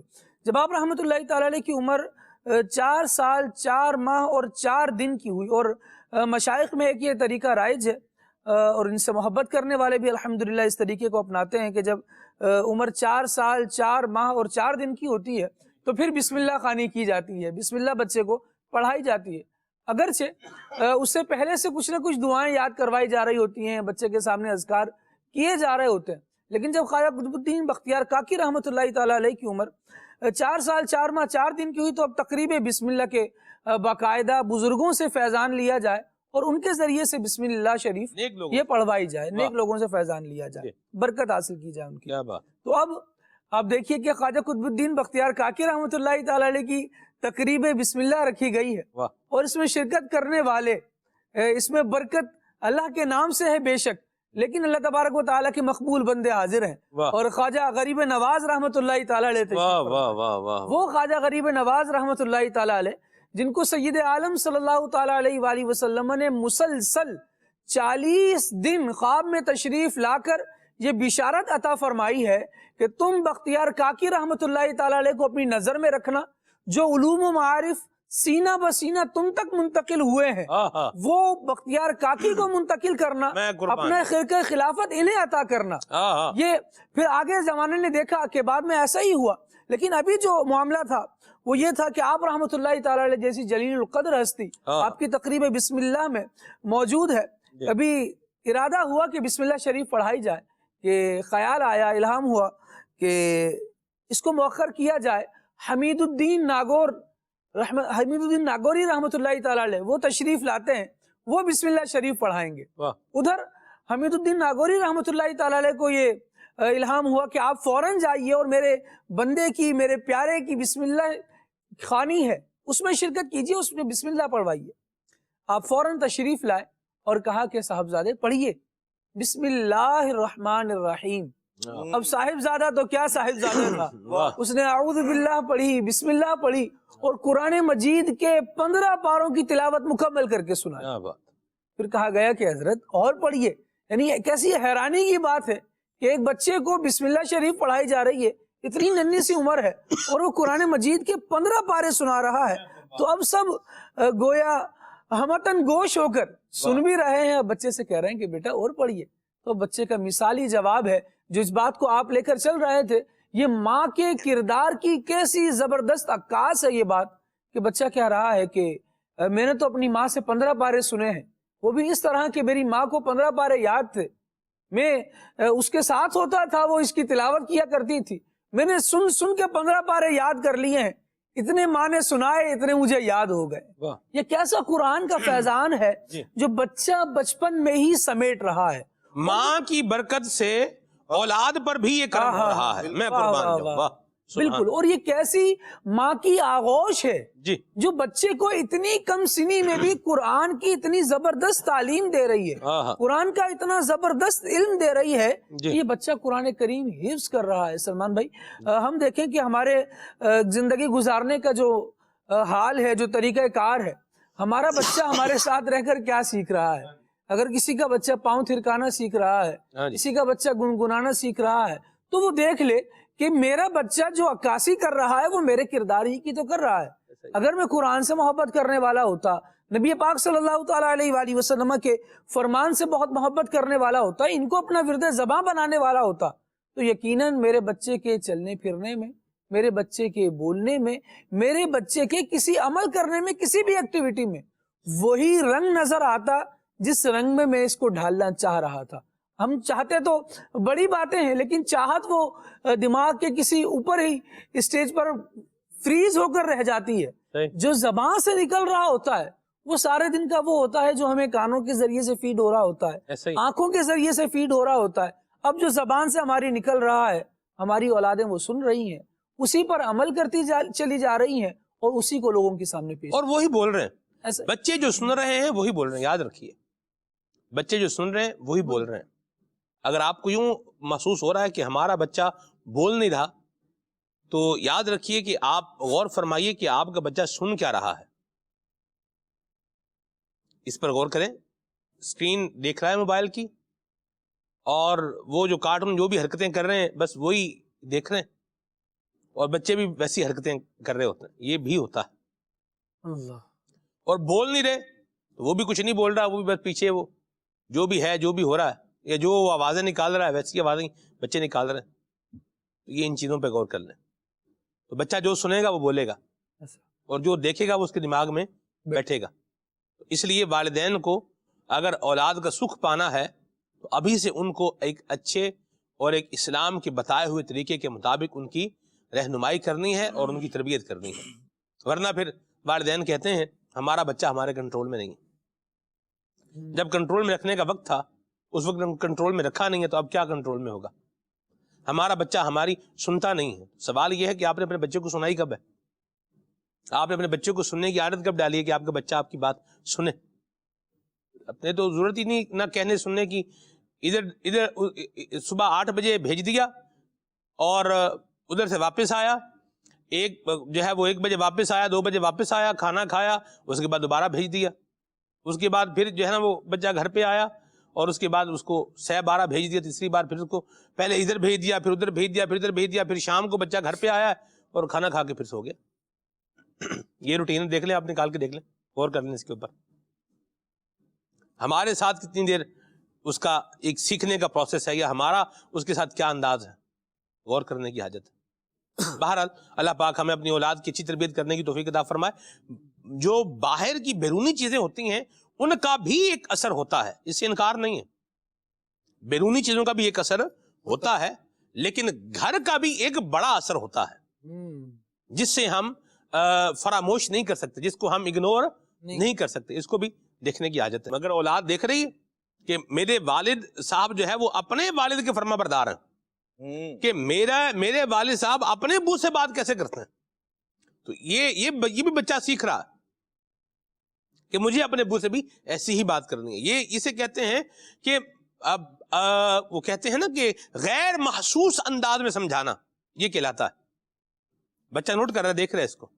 اور میں یہاں ایک اور بات بھی آپ کو عرض کروں کہ ایک تحقیق کے مطابق یہ کہا جاتا ہے کہ بندر یہ بہت نکالی کرنے والا ہوتا ہے, بہت چیزیں کیچ کر لیتا ہے. لیکن جو انسان کا بچہ ہے اس کے بارے میں یہ کہا جاتا ہے کہ یہ اس سے زیادہ چیزیں کیچ کرتا. جی ہاں, تو اس پہ غور کی حاجت ہے. اللہ ہم سب کی حال پہ اپنی رحمت کی نگاہ عطا فرمائے, آمین. حضرت خواجہ قطب الدین بختیار کاکی رحمۃ اللہ تعالی علیہ ہمارے حافظ عدنان چشتی صاحب کے سلسلے کے بزرگ بھی ہیں. کیا کہیں گے عدنان بھائی کہ انہوں نے ہندوستان میں جب آپ آئے برِ صغیر پاک و ہند میں, تو اس حوالے سے کچھ ارشاد فرمائیں. حضرت خواجہ قطب الدین بختیار کاکی رحمۃ اللہ تعالی علیہ چونکہ مرید اور خلیفہ ہیں حضرت خواجہ معین الدین چشتی اجمیری رحمۃ اللہ تعالی علیہ کے, اور اللہ تبارک و تعالی نے آپ کو یوں پیر صاحب کی جو ہے وہ معیت بھی نصیب فرمائی اور ان سے فیضان بھی, اور پھر جب خود جو ہے وہ حکم فرما کر کہا جا رہا ہے کہ جو آپ کے پاس ہے انہیں دے دیجئے, اور آپ نے بھی جو ہے وہ حضرت خواجہ قطب الدین بختیار کاکی رحمۃ اللہ تعالی علیہ کو ایک وقت وہ آیا کہ آپ انہیں اپنے ساتھ ہی لے گئے تھے دہلی سے, ارشاد فرمایا کہ ہمارے ساتھ چلو وہیں اجمیر شریف, اور وہیں رہ کر جو ہے وہ ایک معاملہ ہوا تھا جس کی وجہ سے فرمایا کہ ٹھیک ہے ایک وقت یہ آئے گا کہ دہلی کو تم ہی سنبھالو گے, لیکن فی الوقت ابھی صورتحال یہ ہے, ارشاد فرمایا کہ ہمارے ساتھ چلیے. حضرت خواجہ قطب الدین بختیار کاکی رحمۃ اللہ تعالی علیہ جب یہاں تشریف لاتے ہیں حضرت خواجہ صاحب رحمۃ اللہ تعالی کے پاس, اور پھر آپ جو ہے وہ جو ایک روٹین تھی, جو مجاہدات ہوا کرتے ہیں, اور پھر مخلوق نے لوگوں نے دیکھا کہ آپ کے پاس رہتے ہوئے ہی اللہ تبارک و تعالی نے لوگوں کے دل آپ کی جانب مائل کر دیے. حضرت خواجہ صاحب رحمۃ اللہ تعالی علیہ کی جو ہے وہ یوں کہہ لیں نگاہ فیض اثر کا وہ فیضان تھا کہ لوگ آپ کی جانب ایسے مائل ہوئے. ایک وقت وہ تھا کہ پیر صاحب فرما رہے ہیں چلو میرے ساتھ، اور پھر ایک وقت وہ آیا فرمایا اب تم جا کے سنبھالو. اور اب صورتحال یہ تھی کہ جو بادشاہ تھا سلطان التمش، وہ جو ہے وہ آپ کے مریدوں میں شامل ہوا، اور اللہ تبارک و تعالیٰ نے اس قدر قبولیت اور مقبولیت آپ کے لیے رکھی تھی، اور پھر لوگوں کا آپ کی طرف آنا. لیکن باوجود اس ساری صورتحال کے آپ کی جو عبادات ہیں، آپ کا جو مبارک انداز ہے، جو اخلاص اور للہیت والا، یعنی یوں کہہ لیں کہ لوگ آپ کی بارگاہ میں آتے اور بڑی بڑی چیزیں جو ہے وہ رقمیں پیش کیا کرتے تھے، یا تو قبول نہیں فرماتے تھے، اور قبول فرماتے تھے تو لوگوں پر تصدق کر دیا کرتے تھے، لوگوں کو کھلا دیا کرتے تھے. اور بعض اوقات ایسی بھی کیفیت ہوتی کہ گھر کے اندر جو ہے وہ کھانے کو کچھ نہ ہوتا، لیکن دریا دلی ایسی اللہ تبارک تعالیٰ نے آپ کو عطا فرمائی تھی، جب کچھ نہ ہوتا نا تو خادم سے فرماتے ٹھنڈا پانی ہی پلا دو لوگوں کو. یعنی اس سے جو آئے خالی نہ جائے، کچھ نہ کچھ لے کر جائے. اور اس کے اندر ہمارے لیے درس یہ ہے، ہمارے لیے سبق یہ ہے کہ اگر آپ کے پاس آپ کے مسلمان بھائی کے لیے بہت کچھ نہیں ہے کھلانے کے لیے، تو ضروری نہیں ہے کہ آپ جو ہے وہ اس پر دل چھوٹا کر کے بیٹھ جائیں، یا بہت سارا اہتمام ہو جب ہی کسی مسلمان کی ضیافت کی جائے، اسے بلایا جائے، جو ہے وہ پیش کر دیا جائے، جو کیفیت ہے. اور یہ اخلاص اور للہیت پر جب تعلق ہوتا ہے اس وقت یہ معاملہ ہوتا ہے. ورنہ آدمی جو ہے وہ دنیاوی رکھ رکھاؤ کے اندر ہی رہتا ہے، یہ ناراض ہو جائے گا، یہ چیز دی تو پتہ نہیں اس کو کیا ہو جائے گا. لیکن اللہ تبارک تعالیٰ کے نیک بندوں کا مبارک انداز جو ہے وہ یہ ہے. اور پھر ایک وقت وہ آیا کہ سلطان شمس الدین التمش جو تھا، اس نے آپ رحمۃ اللہ تعالی علیہ کو ایک بہت بڑی زمین جو تھی نا جاگیر، وہ اس نے پیش کی کہ حضرت یہ قبول فرمائیے. آپ نے فرمایا کہ ہمارے مشائخ کا یہ طریقہ رہا ہے کہ ہم جو ہے وہ اس طرح دنیاوی چیزیں قبول نہیں کرتے، قربان جاؤ. تو آپ نے وہ واپس فرما دی، زمین لی ہی نہیں، قبول ہی نہیں فرمائی. فرمایا مجھے اس کی ضرورت نہیں ہے. اور ان کا مبارک انداز کیا ہے، یہ دراصل یہ وہ لوگ تھے کہ جن کی نگاہ، جن کی نظر لوگوں کے مال پر نہیں ہوا کرتی تھی، بلکہ ان کی جو ایک کڑھن ہوا کرتی تھی وہ یہ ہوتی تھی کہ نبی پاک علیہ الصلوۃ والسلام کی امت حضور علیہ الصلوۃ والسلام کے ساتھ جو تعلق ہے اس میں مضبوط ہو جائے، اللہ تبارک تعالیٰ کے ساتھ جو تعلق ہے وہ پکا اور مضبوط اور یوں کہہ لیں مکمل ہو جائے. اور اسی کے لیے یہ لوگوں کی اصلاح کے لیے، بھلائی کے لیے یہی درس ہوا کرتے تھے، یہی سبق ہوا کرتے تھے. آنے والے ان کی بارگاہوں سے یہی سبق لے کر جایا کرتے تھے. اور خود مبارک انداز یہ ہے، کھانے کے اندر بھی انتہائی سادگی آپ رحمت اللہ تعالی علیہ کی، اور وہ بھی گھر بھر کے لیے. بعض اوقات تو فاقوں کا جو ہے وہ عالم ہوا کرتا تھا، لیکن اللہ تبارک تعالیٰ اپنے بندوں کو بے یار و مددگار نہیں چھوڑتا، بلکہ فضل فرماتا ہے، کرم فرماتا ہے. آپ کا یہ جو ایک لقب ہے کاکی، اس کی ایک وجہ یہ بھی ہے کہ بعض اوقات ایسا ہوتا تھا کہ ابتدائی زمانے میں آپ رحمت اللہ تعالی علیہ لوگوں کے لیے قرض لے لیا کرتے تھے. قرض لے کر لوگوں کی خدمت کیا کرتے تھے، ان پر مال تصدق کرتے، کھانا کھلاتے، دیگر کام کرتے، اور بعد میں پھر جو ہے وہ اتار دیا کرتے تھے. تو لیکن پھر جو ہے وہ دل میں یہ بات آئی کہ قرض نہیں لینا آئندہ. اور ساتھ میں یہ بھی ہوا کہ جی توکل جس بندے کا اللہ تبارک تعالیٰ پر جتنا مضبوط ہو نا، اللہ تبارک تعالیٰ اس کے کام ایسے ہی غیب سے بنا دیا کرتا ہے.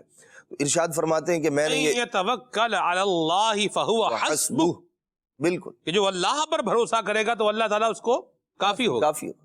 تو آپ فرماتے ہیں کہ میں نے یہ ارادہ کیا کہ اب جو ہے نا کسی سے نہ تو کسی سے نذرانہ وصول کرنا ہے اگر کوئی دیتا ہے، اور فرماتے ہیں کہ نہ قرض لینا ہے، بلکہ اب اللہ تبارک تعالیٰ پر بھروسہ کرنا ہے. جو معاملات یعنی کسب وغیرہ جو تھا وہ کیا کرتے تھے.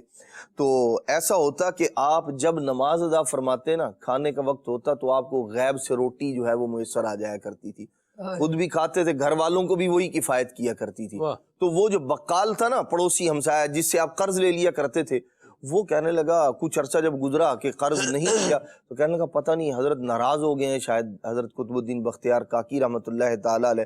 تو اس نے اپنے گھر والوں کو بھیجا کہ بھی پتہ کرو کیا بات ہے، آج کل قرض نہیں لے رہے، کیسے گزارا ہو رہا ہے، کیا بات ہے.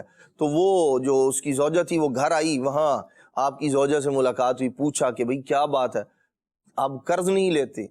تو انہوں نے بتایا کہ بھئی اب معاملہ یہ ہے کہ اللہ تبارک و تعالیٰ پر توکل کیا, بھروسہ کیا, اب یہ ہے کہ جو ضرورت ہوتی ہے وہ اللہ کریم پوری فرما دیتا ہے, لہذا اب قرض لینے کی ضرورت نہیں پڑتی. تو یوں جو ہے وہ اس واقعے کے بعد سے آپ کو جو ہے وہ کاکی کہا جانے لگا کہ آپ کے لیے غیب سے جو ہے وہ روٹی کا انتظام ہو جایا کرتا تھا. تو اللہ تبارک و تعالیٰ کے نیک بندوں کا جو مبارک انداز ہے, نبی پاک علیہ الصلوۃ والسلام کی ذات پاک سے محبت ہے. آپ دیکھیے اتنا یوں کہہ لیں کہ ایک مصروف زندگی لوگ ہیں, ان کی طرف رجوع بھی ہے لوگوں کا, لیکن جو نبی پاک علیہ الصلوۃ والسلام کی ذات پاک کے ساتھ آپ کا تعلق ہے ایک امتی ہونے کے اعتبار سے, وہ کس قدر مضبوط ہے کہ سفر ہے, حضر ہے, کوئی بھی صورتحال ہے, 3000 مرتبہ درود پاک پڑھنا لازم کر رکھا تھا, سو روزانہ پڑھا کرتے تھے. اللہ تعالیٰ نے. تو یہ انداز ہے اللہ والوں کا, اور یہ وہ لوگ ہیں جو حقیقی اللہ والے ہیں, جو لوگوں کو درس دے رہے ہیں کہ ایک امتی ہونے کے ناطے ہمارا نبی پاک علیہ الصلوۃ والسلام کے ساتھ جو تعلق ہے, حضور علیہ الصلوۃ والسلام کی یاد ہے, نبی پاک صلی اللہ علیہ وسلم کی سنتوں کے مطابق زندگی گزارنا ہے, اس کے اندر ہمارا انداز یہ ہونا چاہیے. مرحبا, سبحان اللہ. اللہ ہمیں بھی یہ اچھی باتیں یہ سن کر ان پر عمل کرنے کی بھی توفیق عطا فرمائے. کال شامل کرتے ہیں, پھر آگے بڑھتے ہیں انشاءاللہ. جی, پروگرام کا موضوع بڑا زبردست لیا گیا ہے, خواجہ قطب الدین بختیار کاکی رحمت اللہ تعالی علیہ کے بارے میں. تو ان کی سیرت میں بھی کچھ معلومات بتائیں کہ یہ قرآن سے, حدیث سے ان کو کتنی محبت تھی. اور آپ سے عرض ہے کہ آج خلیل بھائی سے آپ آج یہ کلام سنا دیں, نہ دولت نہ مال اور خزینے کی باتیں سناؤ ہمیں, بس مدینے کی باتیں. مرحبا, اللہ برکت دے آپ کو. حافظ صاحب خوش رہیں. یہ ذکر کیا ہے ہم نے قرآن پاک سے, آپ کا جو ایک لگاؤ تھا کہ آپ نے رسم بسم اللہ میں ہی 15 پارے قرآن کے سنا ہے. سبحان اللہ. جی, معدے کے حوالے سے پوچھنا تھا, معدے میں گیس جلن رہتی ہے, اس حوالے سے کوئی علاج بتائیں. اللہ آپ کو صحت اور سلامتی عطا فرمائے, عافیت عطا فرمائے.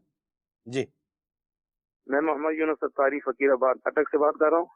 سلسلہ کھلے آنکھ صلی اللہ کہتے کہتے بہت ہی پیارا سلسلہ ہے, کلام سننا چاہتا ہوں. سب ان سے جلنے والوں کے گل ہو گئے چرا, احمد رضا کا تازہ گلستان ہے آج بھی. بڑی مہربانی جی, بہت شکریہ. جی, میرا نام ذوالفقار علی صدیقی اتاری, فاروق نگر لاڑکانہ سے. ہمیں ایک نعت سنا دیں, جب چھڑ گیا ذکر مدینے کا, اور درد کولنج, پیٹ کے درد پڑتا ہے بچوں کو عام طور پر, اس کے لیے کوئی علاج تجویز فرما دیں. علاج تو خلیل بھائی ہی بتائیں گے اور کلام بھی یہی سنائیں گے. خلیل بھائی, کون سا کلام بھائی جان نے فرمائش کی؟ صلاۃ والسلام کا شاید شعر انہوں نے کیا ہے, ذکر جب ذکر تھا آخری مہینے کا, تذکرہ چھڑ گیا مدینے کا. شاید آپ شعر بتا رہے ہیں, وہ انہوں نے کلام کہا ہے. نہیں, وہ تو اے صبا مصطفیٰ سے کہہ دینا, اس کا ایک شعر ہے, لیکن ہو سکتا ہے یہ مراد نہ ہو. صحیح, چلے بھارت, اللہ برکت دے, آباد رہیں. جی, خلیل بھائی سے عرض یہ ہے کہ گلے کی خرابی کے حوالے سے ایک نسخہ انہوں نے بتایا تھا بیان کرنے والوں کے لیے اور نعت خوان حضرات کے لیے. حضور اگر وہ دوبارہ بتا دیں تو بہت مہربانی ہوگی. سبحان اللہ, اللہ برکت دے. آگے چلتے ہیں. بھائی سنا تھا, میری بیٹی ہے 10-11 سال کی, تو اس کے بال نا بڑے کمزور ہیں اور گہرے نہیں ہیں, تو چھوٹے بھی ہیں, تو اس کا کوئی علاج بتا دیں. اللہ برکت دے, عافیت عطا فرمائے. ٹھنڈی ہوا سے ہی بچیں, ورنہ ٹھنڈی ہوا بھی کیا کرتی ہے بعض اوقات, وہ ایسی کھانسی لگاتی ہے کہ بس پھر بندہ کھانسا ہی رہتا ہے. چلیں آگے چلتے ہیں. جاوید بھائی ہیں, ان کو بھی کلام سننا ہے. زرے جھڑ کر تیری پیزاروں کے منگتوں کو سلطان بنایا, یہ کلام سنائے. بڑی مہربانی جی. کیا ہے جی, بڑے مشکل سے کلام کی فرمائش ہے, ذرا تھوڑا اس کو آسان کر کے میسج لکھا کریں تاکہ وہ پڑھا بھی جا سکے. نانی کی طبیعت ٹھیک نہیں ہے, دعا کریں اللہ ان کو صحت عطا فرمائے, آمین. بیٹی 3 سال کی ہے, چلتی اور بولتی نہیں, اللہ اکبر, اللہ اکبر. پٹھوں کی کمزوری بھی ہے, اس کا کوئی علاج بتائیں. اللہ شفا کاملہ عاجلہ نافعہ عطا فرمائے, آمین. شفا کاملہ عاجلہ نافعہ اللہ نصیب کرے, آمین. خلیل بھائی سے عرض ہے کہ ناخن بلیک ہو رہے ہیں اور ان کا کہنا ہے کہ ان میں درد بھی ہوتی ہے اور گھٹنوں میں بھی جو ہے نا یہ درد ہے، ورم بھی ہے، کچھ بتائیں، اللہ برکت عطا فرمائے، آپ کو صحت سلامتی دے۔ بہاولپور سے میسج ہے، ان کا کہنا ہے کہ یہ کلام سنائیں عرشاں تے جان والیا۔ وہ ایک اور میسج ہے، ان کا کہنا ہے کہ گھٹنوں میں گیپ ہے، اس کا کوئی حل بتائیں۔ عمر ہے جی 56 سال، اور ان کا کہنا ہے کہ میرے جسم میں سوجن ہے، بھی بتائیں اور اس کی احتیاط بھی بتائیں۔ اللہ پاک آپ کو جو جتنے بھی بیمار ہیں سب کو شفاء کاملہ عاجلہ نافعہ اللہ نصیب فرمائے انشاءاللہ۔ خلیل بھائی آپ کو مشورے دیں گے، یہاں پر پہلے ہم ایک پیکج شامل کرتے ہیں، حسن و جمال مصطفیٰ، مرحبا صد مرحبا۔ صلو علی الحبیب صلی اللہ علی محمد صلی اللہ علیہ وسلم۔ مشہور شاعر رسول حضرت سیدنا حسان بن ثابت رضی اللہ تعالیٰ عنہ جو اپنے آقا علیہ الصلوۃ والسلام کی بارگاہ میں درودوں کے گجرے اور سلاموں کے نذرانے پیش کرتے تھے، اور آپ علیہ الصلوۃ والسلام کا چہرہ مبارک دیکھ کر اپنی آنکھوں کو ہتھیلیوں سے ڈھانپ لیتے تھے، اور وہ خود فرماتے ہیں لما نظرت الی انوارہ صلی اللہ تعالی علیہ وآلہ وسلم، یعنی جب میں رسول اللہ صلی اللہ تعالی علیہ وآلہ وسلم کے انوار و تجلیات کا مشاہدہ کرتا ہوں، وضعت کفی علی عینی، میں اپنی ہتھیلیاں آنکھوں پر رکھ لیتا ہوں، خوفا من ذہاب بصری، اس خوف سے کہ کہیں میری آنکھوں کی بصارت نہ چلی جائے، میری آنکھیں جو نا روئے مبارک کی تابانیاں کہیں برداشت نہ کر پائیں۔ اور حضرت حسان بن ثابت رضی اللہ تعالیٰ عنہ نے خاتم النبیین صلی اللہ تعالی علیہ وآلہ وسلم کے کمال حسن کو بڑے ہی دل پذیر انداز سے بیان فرمایا ہے۔ آپ رضی اللہ تعالیٰ عنہ فرماتے ہیں وَأَحْسَنُ مِنْكَ لَمْ تَرَ قَطُّ عَيْنِي، یعنی یا رسول اللہ صلی اللہ تعالی علیہ وآلہ وسلم آپ سے حسین تر میری آنکھوں نے کبھی دیکھا ہی نہیں۔ وَأَجْمَلُ مِنْكَ لَمْ تَلِدِ النِّسَاء، نہ کسی ماں نے آپ جیسا جمال والا پیدا کیا۔ خلقت مبرأ من کل عیب، یعنی آپ کی تخلیق بے عیب، یعنی ہر نقص سے پاک ہے۔ کأنک قد خلقت کما تشاء، گویا کہ آپ علیہ الصلوۃ والسلام کو ایسے پیدا کیا گیا جیسا کہ آپ چاہتے تھے۔ حسن تیرا سا نہ دیکھا نہ سنا، کہتے ہیں اگلے زمانے والے، کہتے ہیں اگلے زمانے والے، حسن و جمال مصطفیٰ مرحبا مرحبا۔ خلیل بھائی کچھ بتائیں۔ صلو علی الحبیب صلی اللہ تعالی علی محمد صلی اللہ علیہ وآلہ وسلم۔ اللہ پاک ہماری مریضوں پر نظر رحمت فرمائے، آسانیاں فرمائے، خیر و سلامتی کا نزول فرمائے۔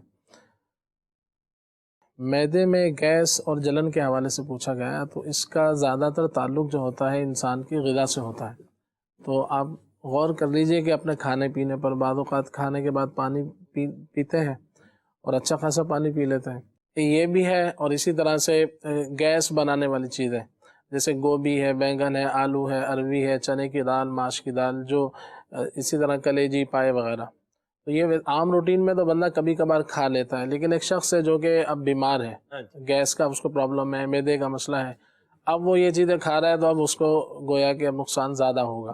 تو عام روٹین میں بندہ کبھی کبھار کھاتا ہے تو وہ الگ چیز ہے، ہر چیز کا فائدہ بھی ہوتا ہے، لیکن اب یہ بعدی چیزوں سے بچیں گے تو انشاءاللہ گیس وغیرہ سے فائدہ رہے گا۔ اور کھانا کھا کے فوری سوئے نہ، یہ بھی احتیاط کرنی ہوتی ہے، اور اسی طرح سے کم کھایا جائے اور اچھی طرح سے چبا کر کھایا جائے، اور پانی وغیرہ بھی اچھی مقدار میں پیا جائے، دن بھر میں جو پینا ہے 12-15 گلاس، تو انشاءاللہ عز و جل معدے کا نظام جو ہے وہ اچھا رہے گا۔ سبزی فروٹ کو زیادہ جیسے ترجیح دی جائے، سبزی ہے، فروٹ ہے، اور گوشت وغیرہ، خاص طور سے بڑا گوشت جو ہے وہ بادی ہوتا ہے، تو وہ گیسز وغیرہ پیدا کرتا ہے۔ سردی میں تو پیاس لگتی نہیں خلیل بھائی، تو کیا پانی کا کیا کریں؟ آپ تو 12-14 گلاس پینے کا کہہ رہے ہیں، ادھر لوگ جو ہے 3-4 گلاس پیتے ہوں پانی کا، یا 5-6 گلاس پی لیتے ہوں، تو بھی بڑی بات ہے، کیا کہیں گے آپ؟ اس میں گرمیوں میں تو عام طور سے جیسے پسینہ بھی آ رہا ہوتا ہے، نمکیات نکل رہے ہوتے ہیں، تو بندہ پھر پانی کی پیاس بھی لگتی ہے، لیکن یہ ہے کہ پانی جو ہے وہ ہم سنتے بھی رہتے ہیں، میرے آقا شیخ طریقت امیر سنت بھی ہمیں ترغیب دلاتے ہیں کہ گردوں کے لیے پانی بہت ضروری ہے، تو گردوں کو پانی جو ہے یہ سمجھے گردوں کے لیے بہت ضروری ہے، ان کی صفائی کے لیے، اور فاسد مادے جسم سے نکلتے ہیں پانی زیادہ پینے سے، یعنی پانی ایک مقدار میں جتنا پینا چاہیے، تو پیاس لگے یا نہ لگے پانی جو ہے وہ یوں کہہ لیں اپنی عادت بنا لیں کہ ہر 1 گھنٹے بعد 1 گلاس پانی پی لیا جائے، صحیح، اور انشاءاللہ اس سے فائدہ حاصل ہوگا۔ اس پر بھی دے دیں کہ رہنمائی دے دیں کہ پانی پیتے ہیں تو وہ روم ٹمپریچر پر پانی پیا جائے، جیسے سردیوں کا موسم ہے تو روم ٹمپریچر پر بھی پانی ہوتا ہے، لیکن اب بھی جو ٹھنڈے پانی پی رہے ہیں ان کو کیا مشورہ دیں گے آپ؟ ہاں جی، اس میں یہی آپ نے شروع میں فرمایا تھا کہ جیسے موسم کی تبدیلی ہو رہی ہے، جی، تو اس میں یہی ایسا ہے کہ ہمیں ملتا ہی رہتا ہے سیکھنے کو کہ اب جب موسم تبدیل ہو رہا ہے تو ہم خود بھی جو ہے اپنے اندر تبدیلی پیدا کریں، اپنے جو معاملات ہیں اس کو دیکھ لیں، مثال لباس کا خیال کریں، کھانے پینے کا خیال کریں، جس طرح سے آپ نے فرمایا کہ جو ہے وہ پانی جو ہے وہ ٹھنڈا پانی، تو بعض لوگ تو شوقین ہوتے ہیں، وہ تو آئس کریم میں کھا رہے ہوتے ہیں اور کولڈ ڈرنک پی رہے ہوتے ہیں کہ یار یہ موسم ذرا ٹھنڈا ہے، ذرا اس میں انجوائے کریں، صحیح، تو ہوتا یہی ہے کہ پھر وہ بعضوں کی جیسے یوں کہہ لیں کہ وہ قوت مدافعت ذرا مضبوط ہوتی ہے، ان کو اتنا محسوس بعض اوقات نہیں بھی ہوتا، لیکن ایک چیز جب جسم میں جاتی ہے اور جو ایسی ہے کہ جو نہیں جانی چاہیے وہ اپنے کچھ نہ کچھ اثرات تو چھوڑے گی، لیکن بعضوں کی قوت مدافعت اتنی مضبوط نہیں ہوتی، جیسے بچوں کا آپ نے ذکر کیا، تو بچے جو ہے وہ بھی بعض اوقات آئس کریم کھا رہے ہوتے ہیں، ٹھنڈے پانی پی رہے ہوتے ہیں، تو ان کو بچانا چاہیے۔ بعض ہوتا ہے نا بندہ سوچ رہا ہے یار آپ نے کون سا جو ہے وہ کھا رہے ہیں، ہمیں تو کوئی کھلا رہا ہے، یوں بھی بعض کا ہوتا ہے تو کوئی کھلا رہا ہے تو اس پر بھی کھا رہے ہیں، بہرحال وہ ہے کوئی بھی کھلا رہا ہے، کھانا تو بندے نہیں ہے، کوئی بھی کھلا رہا ہے، جی کوئی بھی کھلا رہا ہے، پیٹ تو اپنا ہے، پیٹ تو اپنا ہے، واہ جی واہ، دوائی کے پیسے اس نے نہیں دینے، یہ بات بھی ٹھیک ہے، یہ بھی بڑی صحیح بات کہی آپ نے، تو یہ دیکھ بھال کی چیزیں استعمال کریں، بعض کا ہوتا ہے بچے ٹھیک نہیں ہو رہے، میں یہاں ایک سنجیدہ بات، بڑی سنجیدہ بات ہے، بچے ٹھیک نہیں ہو رہے، جب ماں باپ نے آئس کریم کھانی ہے تو بچے کو کافی کی فرمائش تو نہیں کریں گے نا، وہ بھی جو دیکھ رہے ہیں وہی مانگیں گے، ماں باپ ٹھنڈے پانی پینے ہیں تو بچے بھی پھر وہی فریج میں سے نکال کے پیئیں گے، فریج تو کوئی لاک تو ہے نہیں جو بچوں سے کھلے ہی نہیں، تو اس پہ تھوڑا اپنا بھی روٹین بھی جو ہے وہ کیا کریں، اس کو چینج کریں، ورنہ پھر ہوتی ہے شکایت طبیعت ٹھیک نہیں ہو رہی، آپ غور کیجیے کہ اس طبیعت کو خراب کرنے میں ہمارا اپنا کتنا عمل دخل ہے، اس پر بھی غور کرنے کی حاجت ہے، اللہ رحمت کی نظر فرمائے۔ اس میں یہ ہے کہ موسم کے حساب سے جب بعضوں کا گلا خراب ہے تو بعض ٹھنڈی چیزوں کا استعمال کم کریں، جیسے آلو ہے، چاول بھی سرد ہوتے ہیں، اس کی تاثیر ٹھنڈی ہے، تو جو ایسے ہیں جن کو نزلہ زکام کھانسی بلغم وغیرہ کی کیفیت فوری ہو جاتی ہے، تھوڑی سی ہوا چلتی ہے تو ٹھنڈا موسم ہوتا ہے، تو ان کو چاہیے کہ وہ احتیاطیں کریں، یعنی کہ ترش پھل ہوتے ہیں جیسے جو کھٹے پھل، کھٹا سیب ہے، یا اسی طرح اور چیزیں ہوتی ہیں، اور اس کے ساتھ ساتھ جو ہے وہ کھٹی چیزیں ہیں، اچار وغیرہ ہے، کھٹے کینو بھی ہوتا ہے نا، کینو بھی بعض کا وہ ہوتا ہے، اتنا کھٹا کینو ہوتا ہے، توبہ، اللہ معاف کرے خلیل بھائی، تو بہرحال یہ بھی چیزیں غور کرنی چاہیے، تلی ہوئی چیزیں ہیں، اسی طرح سے جو ہے وہ دیگر ایسی چیزیں کہ جو جیسے کولڈ ڈرنک ہے، آئس کریم کا بھی ذکر ہوا، اس طرح کی چیزیں ان سے احتیاط کی جائے، اسی طرح سے ہیلمٹ کا استعمال کیا جائے، جو بائک چلاتے ہیں اسلام بھائی، بعض اوقات ہوتا ہے کہ خود تو ہیلمٹ پہنے ہوئے لیکن جو چھوٹا سا بچہ ہے ننھا سا، اس کو آگے بٹھایا ہوا ہوتا ہے، اور وہ ساری جو ہوا کا پریشر ہوتا ہے وہ بیچارے اس پر آ رہا ہوتا ہے، اب وہ پھر ظاہر بات ہے بیمار بھی ہوتے ہیں، تو ایسوں کو بھی احتیاط کریں، اگر ایسا ہے تو اس کو پیچھے بٹھا لیا جائے۔ اپنے تو خلیل بھائی دیکھتے ہیں نا کہ اس طرح ٹھنڈ کا موسم ہے، بچے کو آگے بٹھایا ہوتا ہے، میں تو دعا ہی کرتا رہتا ہوں کہ اللہ اس بچے کو صحت سلامتی عطا فرمائے، بیمار نہ ہو جائے گی، لیکن ماں باپ کو بھی فکر کرنا چاہیے، دعائیں تو چلے کسی نے دیکھ کے دعا کر دی، باہر کوئی دعا کرتا ہو یہ بھی ضروری بات نہیں ہے، بھارت تو احتیاط کرنی چاہیے۔ جس میں ایسا ہے کہ تھوڑا سا میتھی دانہ لے لیں، جیسے 6 گرام اور 12 گرام اس میں گڑ ڈال کر اس کو پکا لیا جائے، یہ 2 کپ پانی میں پک کر جب 1 کپ رہ جائے تو اس کو پی لیا جائے، تو یہ جو ہے سردیوں کی بہت سی بیماریوں سے انشاءاللہ اس سے فائدہ رہے گا، مگر جو بھی علاج کریں اپنے طبیب سے مشورہ کر لیں۔ اسی طرح سے نیم کے پتے جو ہوتے ہیں، اس سے بھی اس کو تھوڑا سا پانی میں ابال کے اس سے ناک کا غسل کیا جائے، گویا کہ ناک میں بار بار پانی یہ ڈالا جائے، تو اس سے جو ہے وہ ناک کے اطراف میں اندر جو بھی اس طرح کے معاملات ہوتے ہیں جراثیم وغیرہ، تو وہ اس کی صفائی ہوگی، اس کا بھی اہتمام کریں۔ اسی طرح سے نیم گرم پانی لے کر تھوڑا سا اس میں نمک وغیرہ ڈال کر اس سے غرارے کیے جائیں، تو یہ بھی انشاءاللہ عز و جل مفید ہے۔ بچوں کو بعضوں کو اگر ایسا ہے کہ جیسے نمونیا وغیرہ ٹائپ کی جو کیفیت ہوتی ہے، سینہ چل رہا ہے، تو اس میں روغن السی آتا ہے، یہ بنا بنایا آپ کو مل جائے گا کسی بھی شاپ سے جو حکیموں کی ہوتی ہے، روغن السی، یہ 30 گرام لے کر اس میں 2 عدد جائفل بھی آپ کو مل جائے گا۔ جائفل تو ایک عام چیز ہے، مشہور ہے، تو یہ مسالوں وغیرہ میں یوز ہوتی ہے، تو یہ لے کر 2 عدد، تو یہ اس کو پیس کے اس میں شامل کر لیا جائے اور پھر اس سے سینے کا تھوڑا سا ہلکا سا مساج کیا جائے، تو انشاءاللہ عز و جل اس حوالے سے یہ مفید رہے گا۔ اچھا، جائفل کے ساتھ جاوتری کا بھی ذکر ساتھ ساتھ کیا جاتا ہے، جائفل جاوتری، تو یہ الگ الگ ہے یا ایک ہی شے کے؟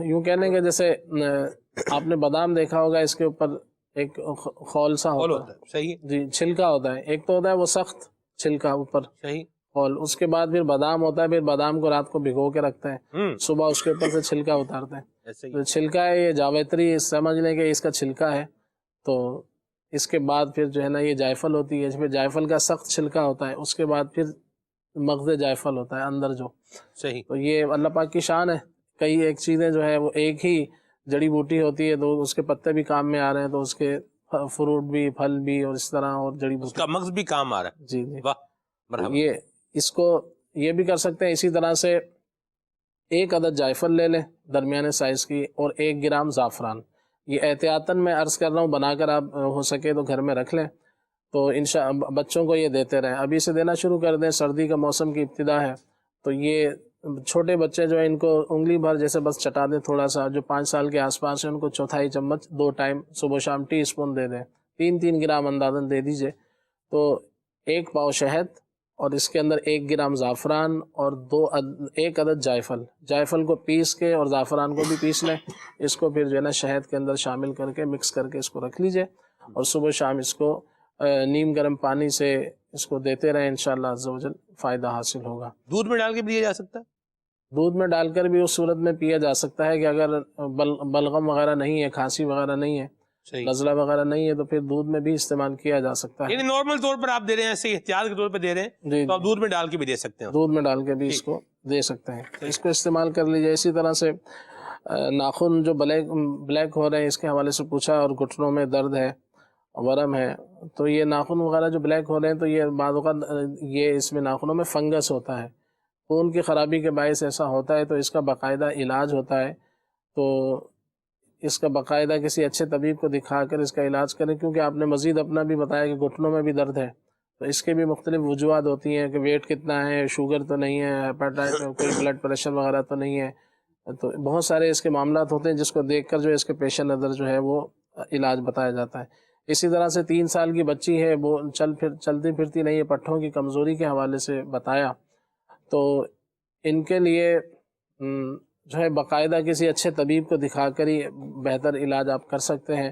اگر آپ چاہیں تو ماء اللحم کے نام سے مختلف کمپنیوں کا بنا ہوا ایک عرق آتا ہے، تو یہ چاہیں تو 1 چمچ جو ہے صبح شام طبیب کے مشورے سے بچی کو پلایا جا سکتا ہے، تو یہ بھی دودھ میں ڈال کے پلایا جا سکتا ہے، اسی طرح سے کسی اور شربت وغیرہ میں ڈال کے پلا سکتے ہیں، تو انشاءاللہ یہ بھی اس میں مفید ہوتا ہے، مگر یہ کہ کسی اپنے طبیب سے مشورے کے بعد اس کو کیا جائے۔ بال کمزور ہیں تو اس کے لیے کوکونٹ کا جو آئل ہوتا ہے، کوکونٹ کا آئل، کھوپرے کا جو تیل ہوتا ہے، یہ لے لیں 50 گرام، اور اس کے اندر 50 گرام جو ہے وہ آپ وہ شامل کر لیں، کسٹرڈ آئل مکس کر کے اس کو بالوں میں لگایا جائے، تو انشاءاللہ عز و جل یہ بالوں کے لیے مفید رہے گا۔ اسی طرح سے انڈوں کا تیل بھی جو ہے، انڈے کا تیل یہ بازار سے آپ کو مل جائے گا، تو یہ بھی لے کر سر میں مساج کیا جائے، تو اس سے بھی انشاءاللہ عز و جل فائدہ حاصل ہوتا ہے۔ اس کے علاوہ مزید جو ہے وہ گھٹنوں میں اور جسم میں سوجن وغیرہ ہے، تو اس کی ظاہر بات ہے کہ مختلف وجوہات ہوتی ہیں، تو یہاں پر علاج اس طرح سے نہیں بتایا جا سکتا، تو اپنے کسی اچھے طبیب کو دکھا لیجئے۔ آخر میں جو ہے وہ گلے کے حوالے سے آواز کو کھولنے کے لیے، آواز اگر بیٹھ جائے، آواز کو سریلی بنانے کے لیے، بلغم وغیرہ کے لیے ایک علاج میں عرض کیا تھا، تو اس کے حوالے سے میں عرض کر دیتا ہوں وہ کیا کیا تھا۔ ملیٹھی، اس میں آپ نے لینی ہے تقریباً 12 گرام، اور دارچینی 12 گرام، اسی طرح سے پان کی جڑ ہوتی ہے، اسے خلنجان کہا جاتا ہے، یہ بھی آپ نے لینی ہے 12 گرام، چھوٹی الائچی کے دانے 6 گرام، اور لونگ 6 گرام، یہ ساری چیزیں لے کر اس کو جو ہے آپ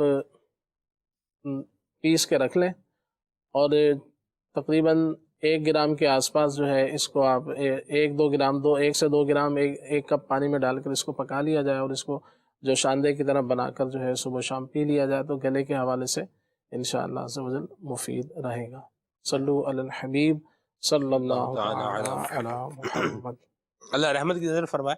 اچھا میں یہاں ایک وضاحت کر دوں، رکن شورا نے توجہ دلائی کہ وہ کسی کا تھا کہ اس طرح کا پرابلم ہے، کوئی بیماری ہے، تو میں نے کہا اللہ آپ کو برکت عطا فرمائے، اللہ شفا عطا فرمائے۔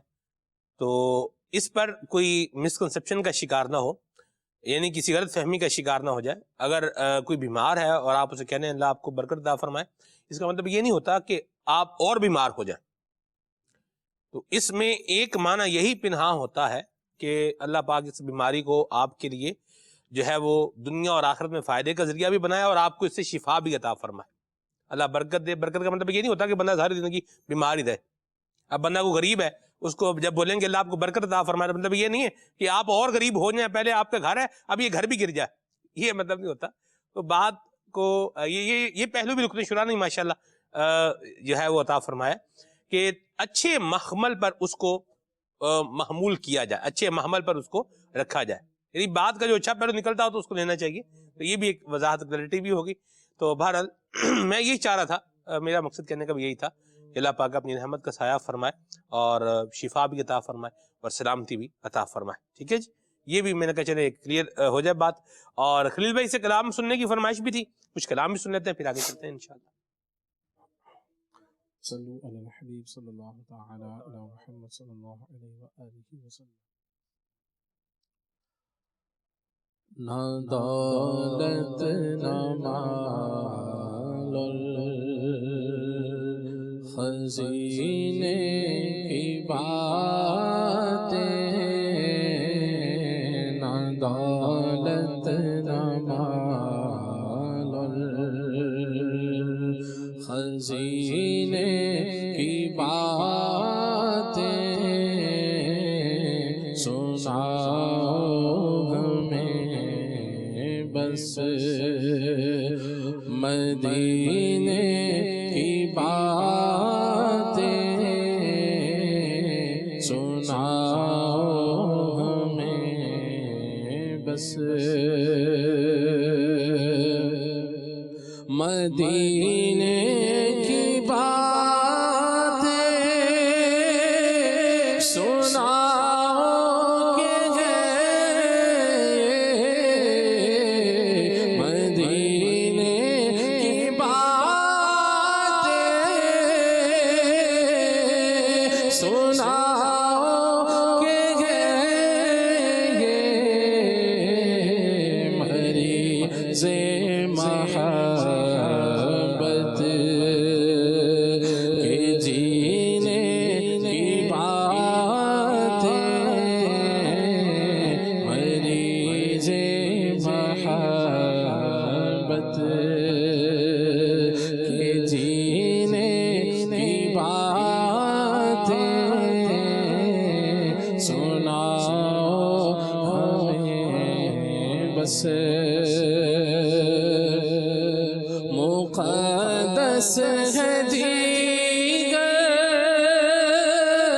مہینے بھی، لیکن مقدس ہے دیگر مہینے بھی، لیکن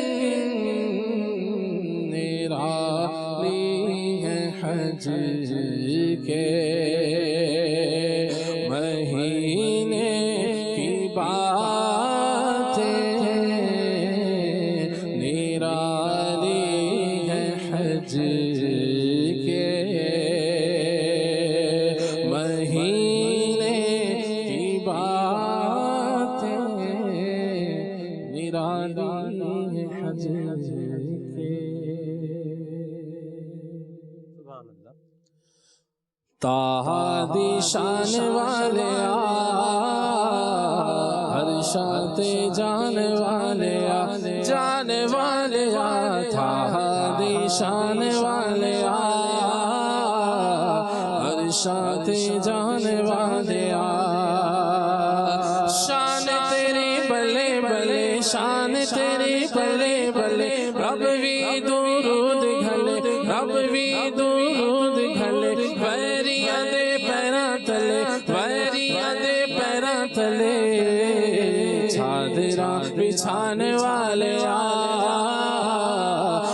چادراں بچھانے والے آ بچھانے والے آ چادراں بچھانے والے آ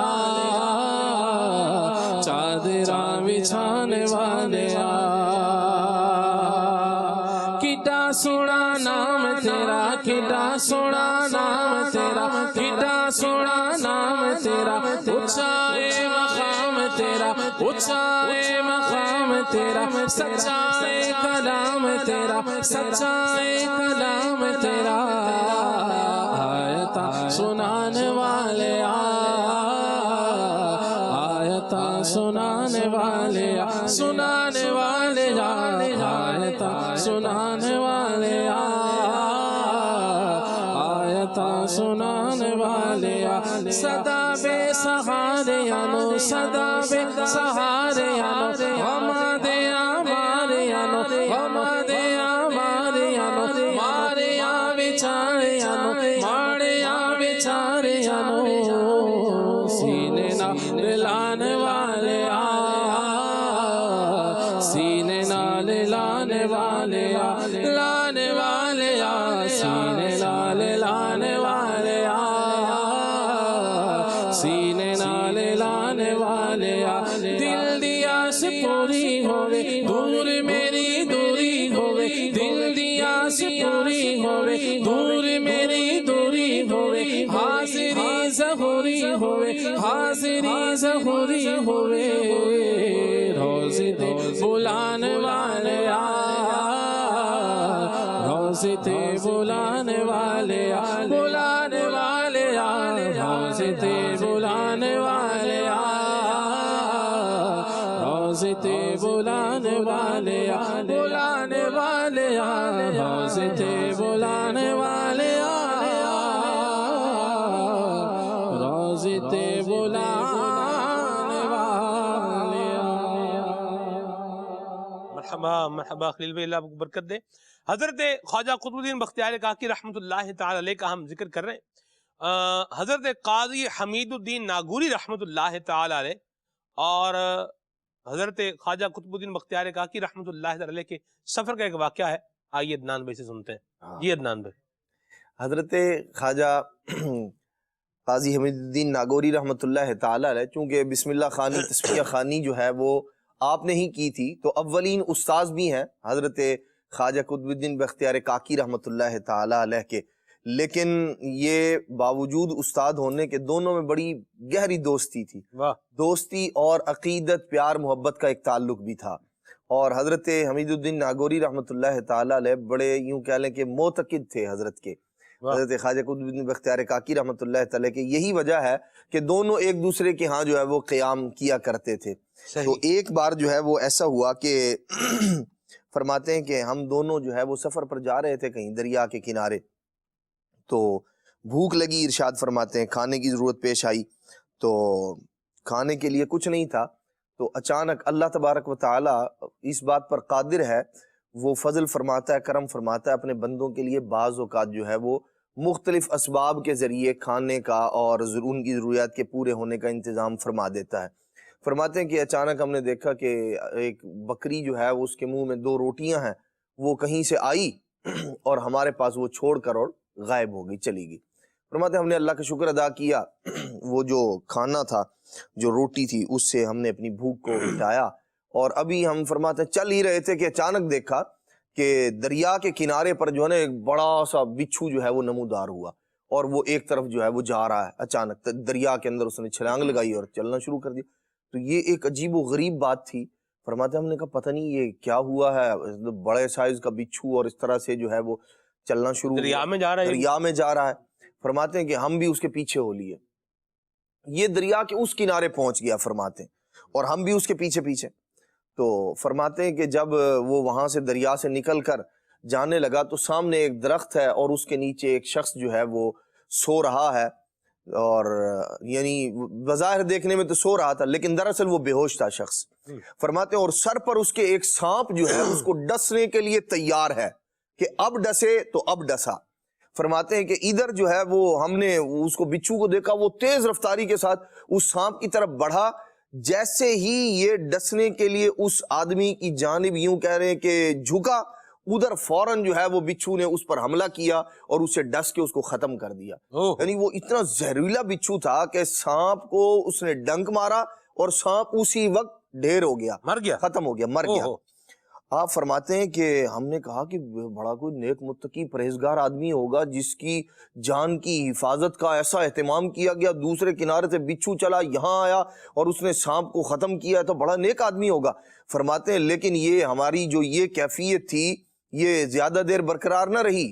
ہم جیسے اس کے قریب گئے تو وہ تو ایک ایسا شخص تھا جس کے منہ سے شراب کی بو آ رہی تھی اور جس کی حالت بتا رہی تھی کہ یہ شراب پینے والا شخص ہے.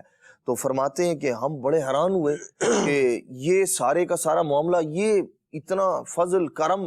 تو فرماتے ہیں اسی وقت غیب سے آواز آئی کہ ہمیں جو ہے وہ بتایا گیا, فرماتے ہیں کہ یہ شخص اگر اللہ تبارک و تعالی, وہ مخلوق ہے اس کی, فرمایا کہ اگر اللہ تبارک و تعالی صرف جو نیک متقی پرہیزگار ہیں اگر انہی پر فضل فرمائے گا تو جو گناہگار ہیں, ارشاد فرمایا آواز آئی کہ جو گناہگار ہیں تو اے عزیز وہ کدھر جائیں گے جو بدکار ہیں, اسی کی مخلوق ہے اللہ تبارک تعالیٰ کی.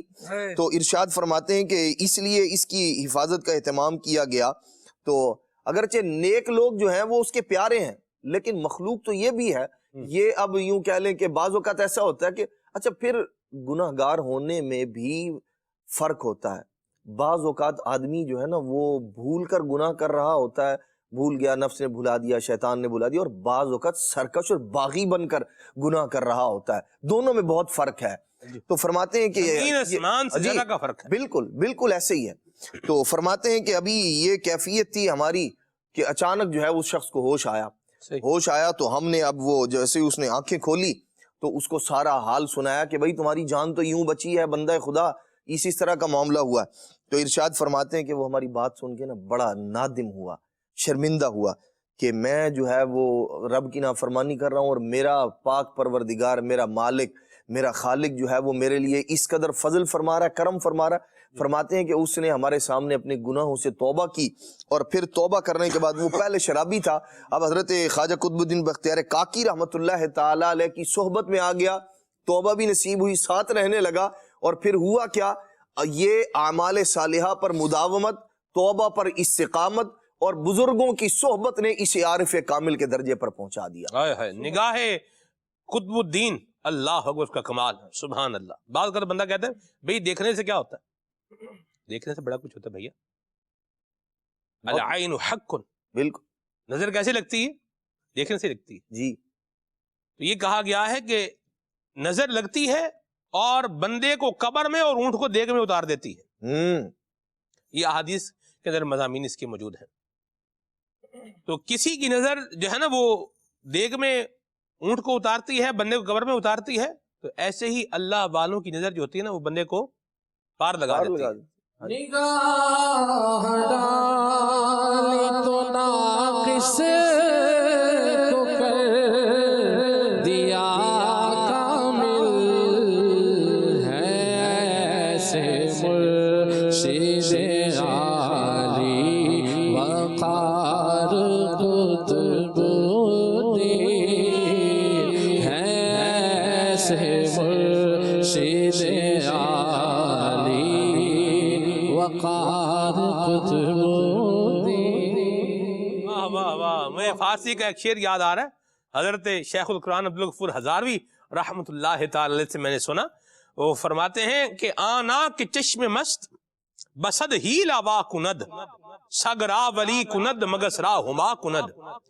کہ اللہ کے ولی یہ جب اللہ تبارک و تعالیٰ کی محبت میں ڈوبی ہوئی اپنی آنکھ جب کھولتے ہیں تو آپ جو ہے وہ مکھی کو ہما بنا دیتے ہیں اور ایسا کمال کرتے ہیں کہ بندہ جو ہے وہ فرش سے نیچے کے قابل ہوتا ہے لیکن اس کو جو ہے وہ عرش پہ پہنچا دیتے ہیں.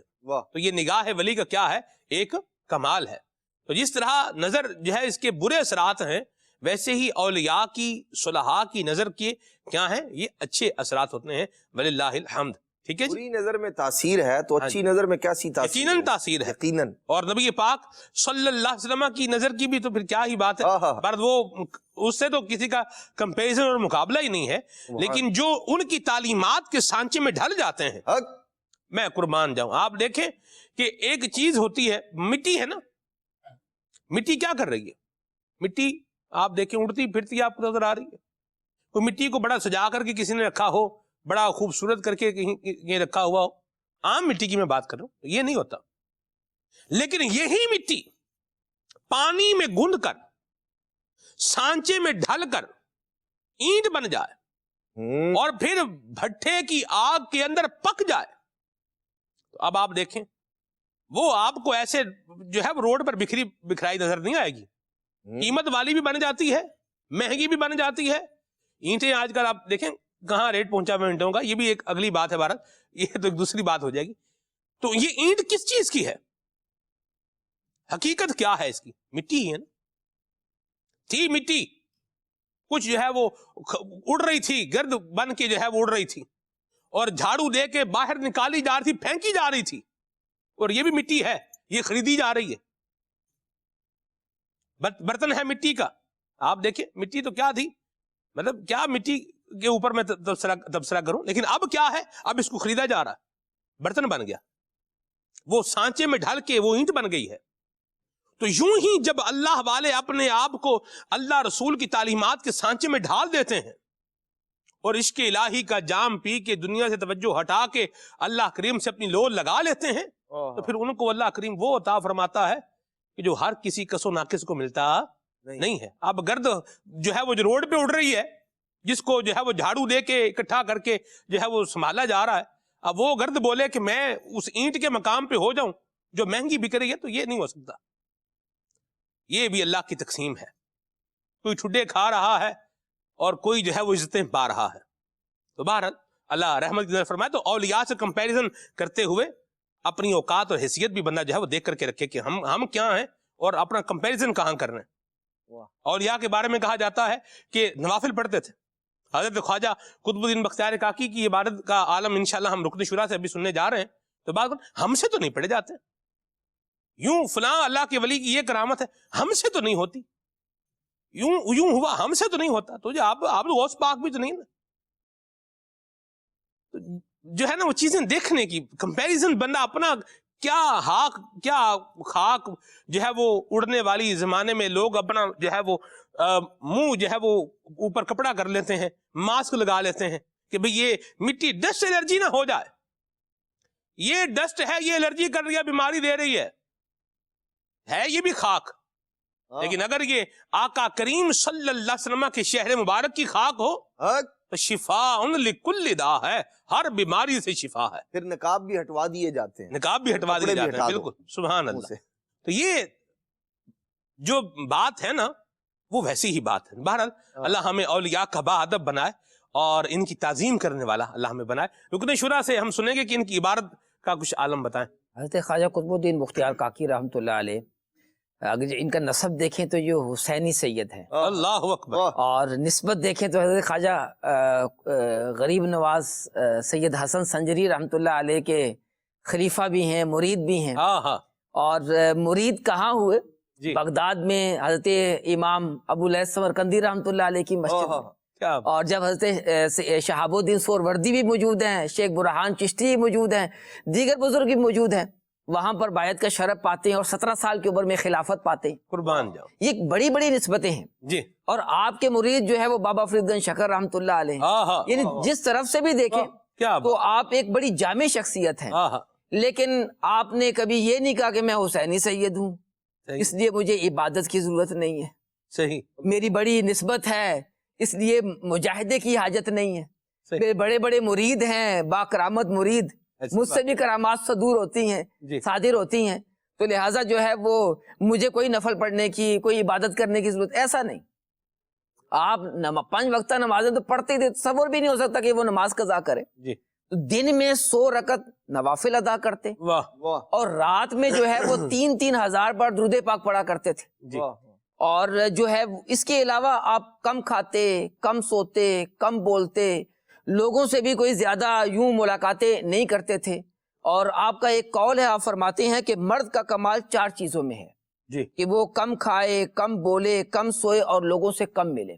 اور واقعی جو ہے وہ ہم کم کھائیں گے تو پھر کم بولیں گے بھی نا. صحیح. کھاتے ہم جب بھرپور ہے یہ تو پھر بولتے ہی یہ چاہتا ہے کہ بس بولتے ہی چلے جائیں. ایسی بات ہے. اچھا کھانا کھانے لگتے ہیں تو پھر خوب کھاتے ہیں, ایسا ہی ہے. اور جو ہے وہ بس پیٹ تو بھر جاتا ہے لیکن نظر نہیں بھرتی کہ جی اگر یہ پیٹ میں مزید گنجائش ہو تو وہ بھی انڈیل لیں. تو بہرحال جو ہے وہ کوشش کرنی چاہیے کہ کم کھائیں, کم سوئیں اور کم بولیں. مرحبا. کہ جتنا زیادہ بولیں گے تو اتنا ہی زیادہ پھر غلطیاں کریں گے. درست فرمایا. اور جو ہے وہ اسی طرح جو ہے وہ لوگوں سے بھی کم ملیں. دوستیاں, بعض لوگ جو ہے نا بہت دوستیاں کرتے ہیں. صحیح. اور پھر دوستوں کے اندر ایسے مگن ہوتے ہیں کہ دنیا کے بھی کئی کام چھوٹ جاتے ہیں. صحیح. اور واقعی سمجھانے والوں نے بڑا سمجھایا. ہمارے استاد صاحب کہا کرتے تھے کہ بیٹا یہ زمانہ طالب علمی میں دوستی کم کرو. صحیح. کہ جب دوستیاں زیادہ کریں گے تو پھر زیادہ وقت جو ہے وہ گپ شپ کے اندر ہی گزر جائے گا. اس دوست کو سنبھالو, اس دوست کو سنبھالو, اس کی ناراضگی سنبھالو, اس کی جو ہے وہ تعائف دو, تو پھر اسی میں لگے رہو گے. ایسا ہی. تو دوستیاں کم ہوں گی. دیکھیں ایک تو یہ صلہ رحمی کرنا, رشتہ داروں کے ساتھ سلوک کرنا, شادی میں جانا, ان کی جو ہے وہ میت میں جانا, یہ ایک جگہ بات ہے. ایک جو ہے بلا وجہ بندہ دوستیاں کر رہا ہوتا ہے, ایسے ہی گپے ہانک رہے ہیں بیٹھے ہوئے. انٹرنیٹ کے ذریعے جو اب شروع ہوا تو آپ جناب گھنٹوں اس میں ہی گزر گئے. جو ہے وہ اسی کے اندر جو ہے وہ گفتگو کا سلسلہ, کبھی لکھ کر تو کبھی بول کر, کبھی واٹس ایپ کے ذریعے, تو یوں جو ہے اپنا بہت زیادہ وقت ضائع کرتے ہیں, دنیا بھی خراب کرتے ہیں اور آخرت بھی برباد کرتے ہیں. ایسی بات. لہٰذا جو ہے اس چیز سے بچنا چاہیے. درست فرمایا. فیس بک کے بغیر بھی, اس کے استعمال کے بغیر بھی زندگی ممکن ہے الحمدللہ. ہمارے قافلہ مدینہ میں یہ جو حج کا سفر تھا, اس میں ایسے عاشقان رسول موجود تھے جنہوں نے فیس بک فری حج کیے. یعنی حج کے دوران کوئی اس کا پورے سفر میں اس کو استعمال نہیں کیا. ایسے بھی لوگ موجود ہیں. اچھا اب بھی ہیں جو استعمال نہیں کرتے. اچھا جو استعمال کر رہے ہیں وہ چھوڑ بھی سکتے ہیں. تو ان چیزوں سے بھی ذرا تھوڑا توجہ ہٹائیں اور اللہ رسول کی طرف اپنی توجہ لگائیں. اللہ ہمیں دعوت اسلامی کی دینی ماحول سے وابستہ رہتے ہوئے اچھے کام کرنے کی توفیق عطا فرمائے. حضرت خواجہ قطب الدین بختیار کاکی کا ذکر نثر میں ہوا ہے, تو خلیل بھائی سے کچھ نظم میں منقبت بھی سنتے ہیں اور پھر اس کے بعد استاد اسلام پڑھتے ہیں, اس دعا کے ساتھ کہ اللہ تعالیٰ ہمیں ان کا فیضان نصیب فرمائے اور ان کے صدقے اللہ ہمیں اچھا بنائے. آمین. جی. غموں میں چین خزاں میں بہار قطب الدین طبیب خلق خدا وہ سیار قطب الدین مرید ایسے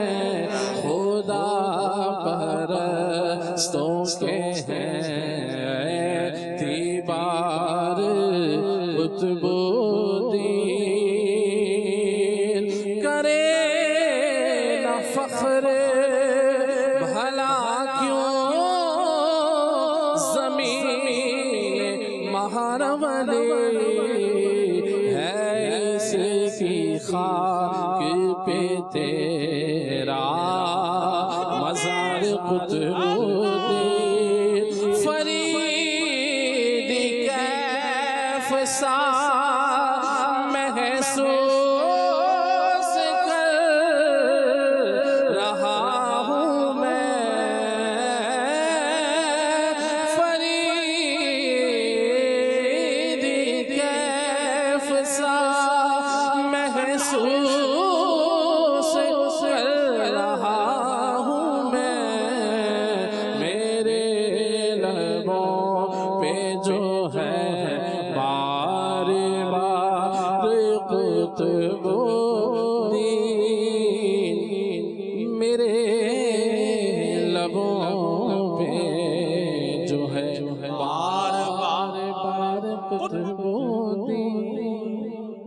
کمال کر دیتی ماشاءاللہ. آئیے ساتھ اسلام پڑھتے ہیں. سبحانک اللہم و بحمدک اشہد ان لا الہ الا انت استغفرک و اتوب الیک. مصطفیٰ جانے رحمت پہ لاکھوں سلام، شمع بز میں ہدایت پہ لاکھوں سلام. کاش محشر میں جب ان کی آمد ہو اور بھیجے سب ان کی شوکت پہ لاکھوں سلام. مجھ سے خدمت کے خود سیکھا ہے ہر ہزار، مجھ سے خدمت کے خود سیکھا ہے ہر ہزار. مصطفیٰ جانے رحمت پہ لاکھوں سلام، شمع بز میں ہدایت پہ لاکھوں سلام. کھلے آنکھ